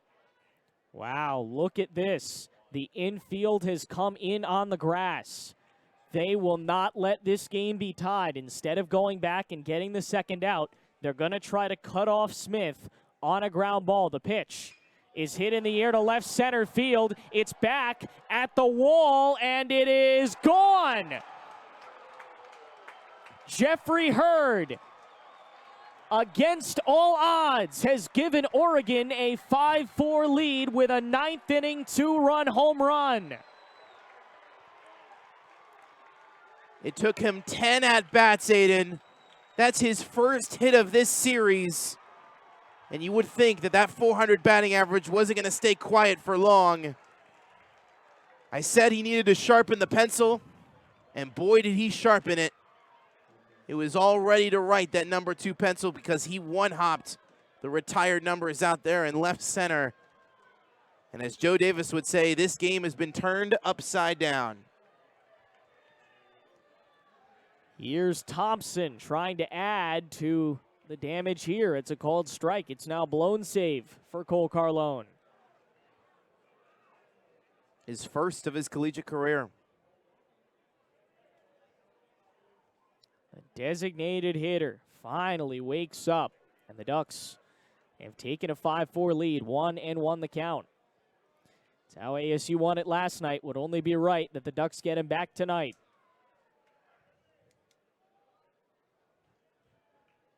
The 1-1 is fisted through the right side.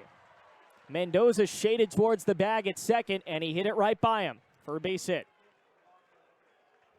No, it's a great line drive there on the part of Thompson. But going back to the home run by Hurd, I mean, you could just see the emotion on his face, Aiden, as he was rounding third base and yelling at his teammates in the dugout. I mean, he clearly knew he was in a slump, and he obviously wanted to refrain from it as much as possible, but, I mean, clearly he was relieved as much as anyone to finally get the monkey off his back and provide the Ducks the biggest hit of this series. The batter now Walsh. 2 singles and a walk on the night, in addition to a flyout. The Devils want to win it. They're going to have to do it on walk-offs for back-to-back nights. The pitch in for a called strike. It's 1-2. 1-1 rather.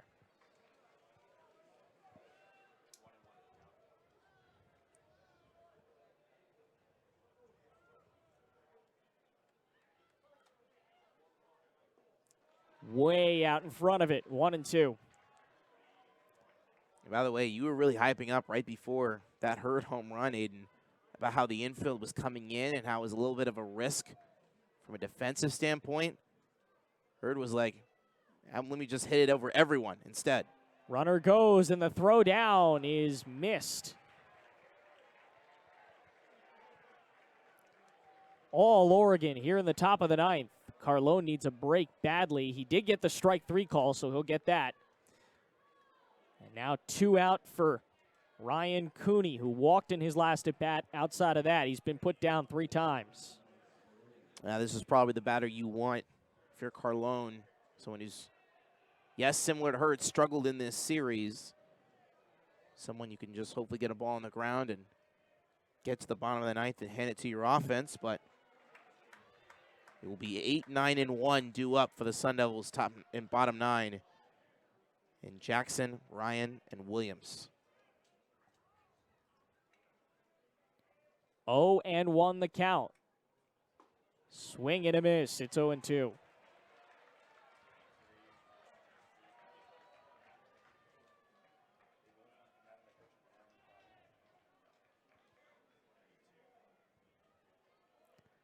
Two-strike offering from Carlone. Runner takes off, and the pitch is high for a ball. And ASU wanted a 3rd strike call. And they clearly thought they got it. There was not even anyone at the base waiting to meet Thompson. So he now has 2 stolen bases, make that 4 for him on the season. So he's doubled up that total in just this inning alone. Not often you see 4 stolen bases from a catcher.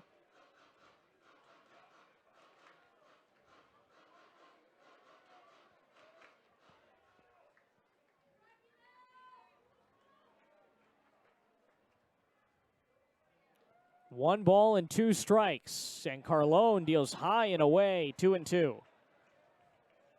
Yeah, it was a flat breaking ball there at 83. Clearly, Ryan Campos was a little bit caught off guard there, but still just a strike away. You can get one down the zone and get Cooney to chase. That would be the perfect ending. Fisted away to the right side. Cooney stays alive.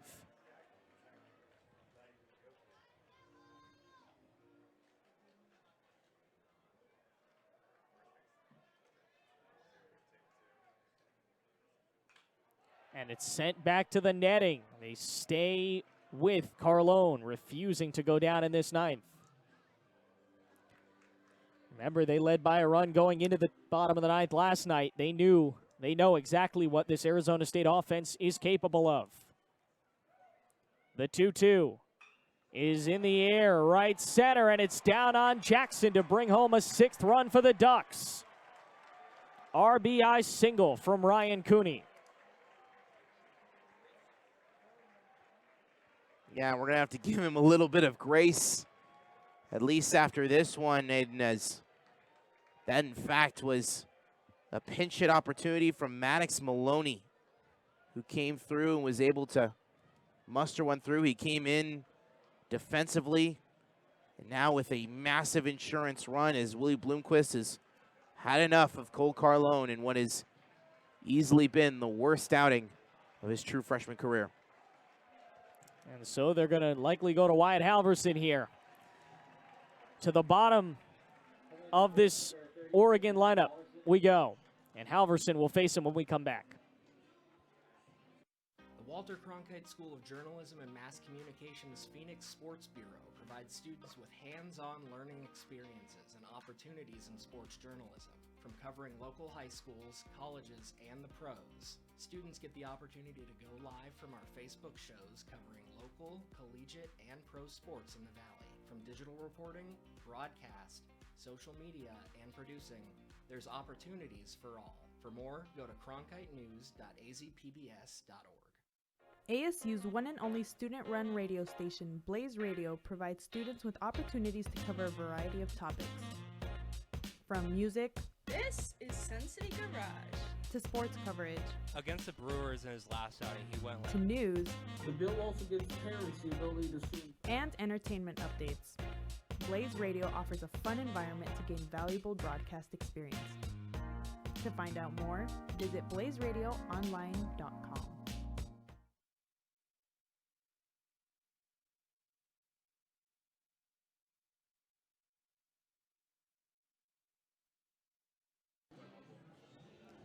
Wyatt Halverson tasked with getting this final out in the ninth. And Zippy, they're down by 2 now.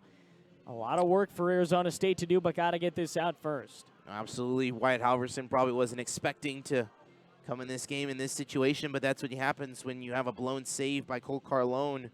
Halverson so far, 4 2/3 innings, a 5.79 ERA this season, and 5 hits and 3 earned runs, all of which coming on opening night against Santa Clara. So he's not given up a run since. He did have an inning pitched of relief on the Sunday game against Texas A&M, gave up 2 hits and struck out 2.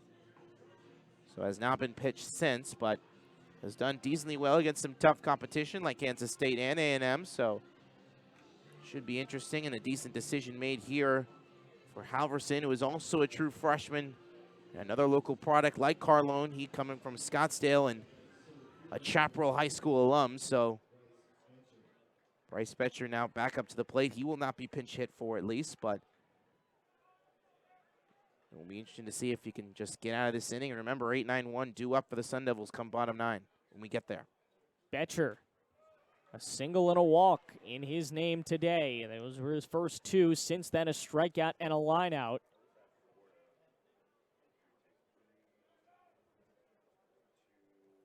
Oh, 0-1 the count. Betcher takes outside and the count evens.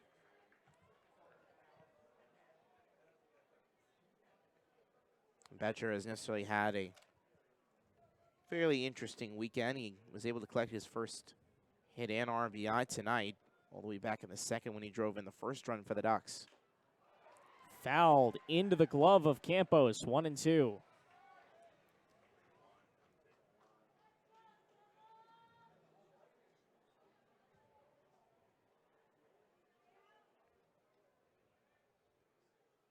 The 1-2 pitch with a runner going, misses, and the throw down is in time.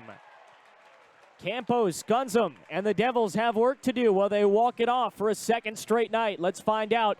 Bottom 9 is coming up next. ASU's one and only student-run radio station, Blaze Radio, provides students with opportunities to cover a variety of topics. From music, This is Sun City Garage, to sports coverage, Against the Brewers in his last outing, he went to news, The bill also gives parents the ability to sue. and entertainment updates. Blaze Radio offers a fun environment to gain valuable broadcast experience. To find out more, visit blazeradioonline.com. Welcome to the State Press, ASU's student-run news organization that covers everything ASU. As one of the longest-standing student-run newsrooms in the country, the State Press offers a glimpse into a real newsroom environment. The State Press has been cited by organizations such as CNN, The Washington Post, MSNBC, and many more. Students gain valuable experience in reporting, editing, photography, and even podcasting. The State Press is home to some of ASU's hardest working and most dedicated students, so feel free to join.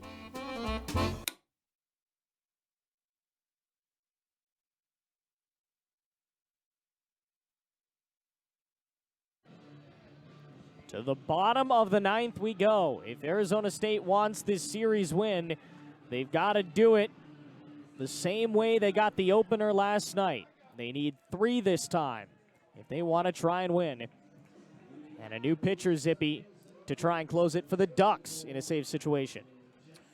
Well, Bradley Mullen has been fairly good in these last 2 innings. And the fact that manager Mike Wyzakowski is going to give him the confidence to try to finish this game in what would be a possibly 9-out save if he were to complete it. Jackson, left center, and a diving grab by Betcher. The Ducks flashing leather all night long, and they rob a leadoff hit for Jackson. Yeah, if you're a Duck fan, somebody call SportsCenter Top 10.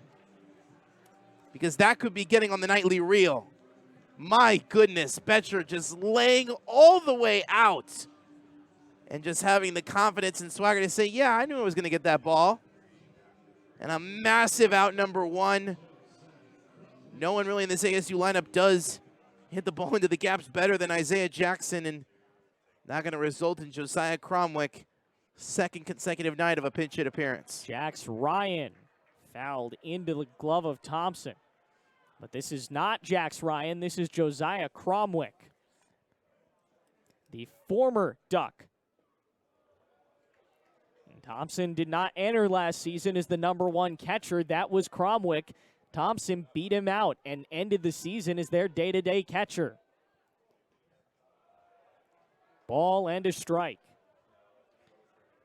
A big pickup in the portal for Willie Bloomquist in Arizona State. They like him playing as a #2 to Ryan Campos. The 2-1. Hit to the right side and over a leaping Smith. He tried to grab it, but it gets into right field for a base hit.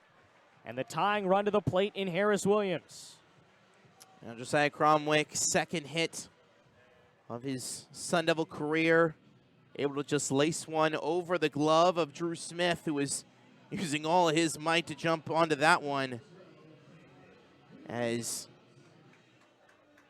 it was actually a different second baseman, a pinch defensive second baseman coming in. And Jack Brooks, who's now at second base to replace Smith. So very interesting substitutions made on the defensive side. There's one, but no, it's thrown away at second base. And the tying run reaches with the winning run to the plate for Arizona State. Yeah, one storyline we haven't talked about tonight, Aiden. That error is the 4th of the night for the Duck defense. And you can see right there just slight unawareness on the part of Carter Garrotti, who has had an unbelievable night. And the part of Jack Brooks, who has had to try to get involved in back-to-back plays. Brooks, it looks like he's patting his chest. He feels like he's probably a little bit more responsible than Garrotti was. And now a huge opportunity here as Ethan Mendoza, the hero of last night, I mean, doesn't have a home run right now, Aiden, but if he were to send one out, my goodness, what a hero caliber player he would become after that. He walked in his last at bat, 1-1. Ryan, beg your pardon, Cromwick is on second. The tying run, Harris Williams is on first. Mendoza, the winning run at the plate. And he takes it low, 2-1. He talked about, he had Jacob Tobias in front of him last night, and he said, I was hoping Toby wasn't going to win the game. I wanted to get up and win it. Willie Bloomquist came to him before the inning, said, you know, you're going to get up and win this. He said, yeah, no kidding. Can he do it 2 nights in a row? He sends one to right. It is potentially a tag. No, it's caught by arrows for the second out. And so it's in the hands of Nick McLean. His first home run of the season earlier tonight. He started to wake his bat up. You see his day there, 1 for 3. He's been quiet since that first home run.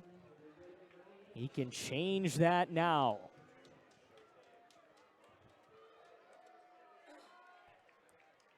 The switch hitter stands in. from his right side. Takes ball one.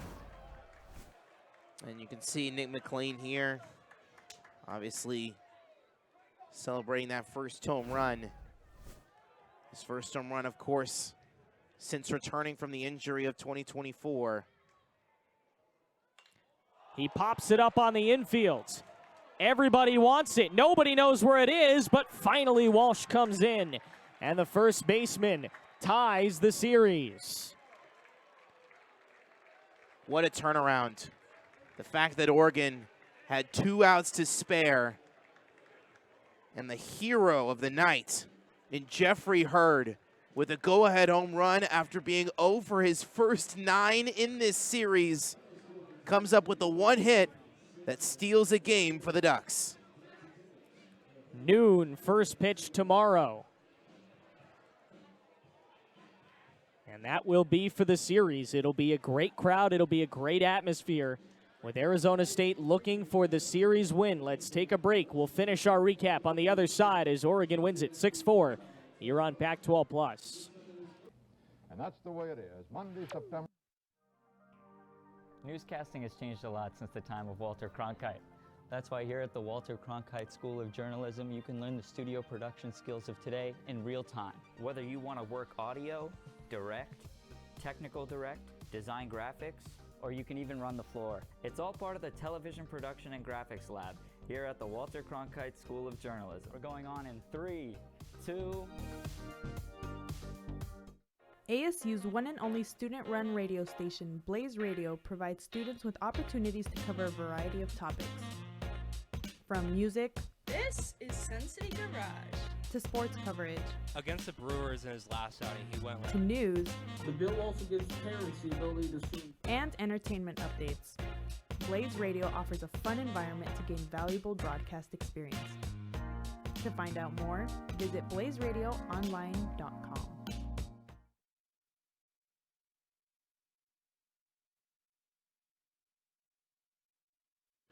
Arizona State, the late game winners last night, but they couldn't do it 2 nights in a row. The Ducks get a big win to even up this series, the first series of conference play with Max Zepeda, Aiden Blanc back here at Phoenix Municipal Stadium.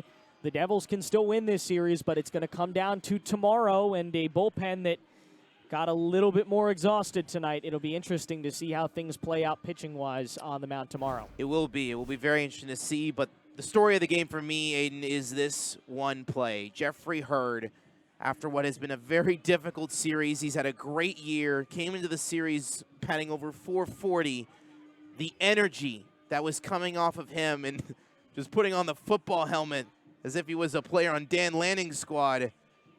Just the amount of energy and emotion coming from him after the great start that he's had, to have that moment against Cole Carlone, who had really not been really disturbed as the true freshman closer really so far this season. For him to have that moment, truly a special sighting to see, at least on the Oregon side. But like you said, the ASU bullpen going to have to come back together. Of course, Sunday starter still up in the air. Obviously, Tyler Meyer is possibly the ideal guy to be in that position, but we'll have to wait and see what Willie Bloomquist does. Going to be a quick turnaround. The Sun Devils going to try to flush what would have been a very possible win, as they were just 2 outs away from a series win. Back tomorrow at 1 p.m. for Max Zepeda, our entire Pac-12 crew. I'm Aiden Blanc saying so long from Phoenix. Our final tonight, 6-4 in favor of the Ducks. We'll see you tomorrow.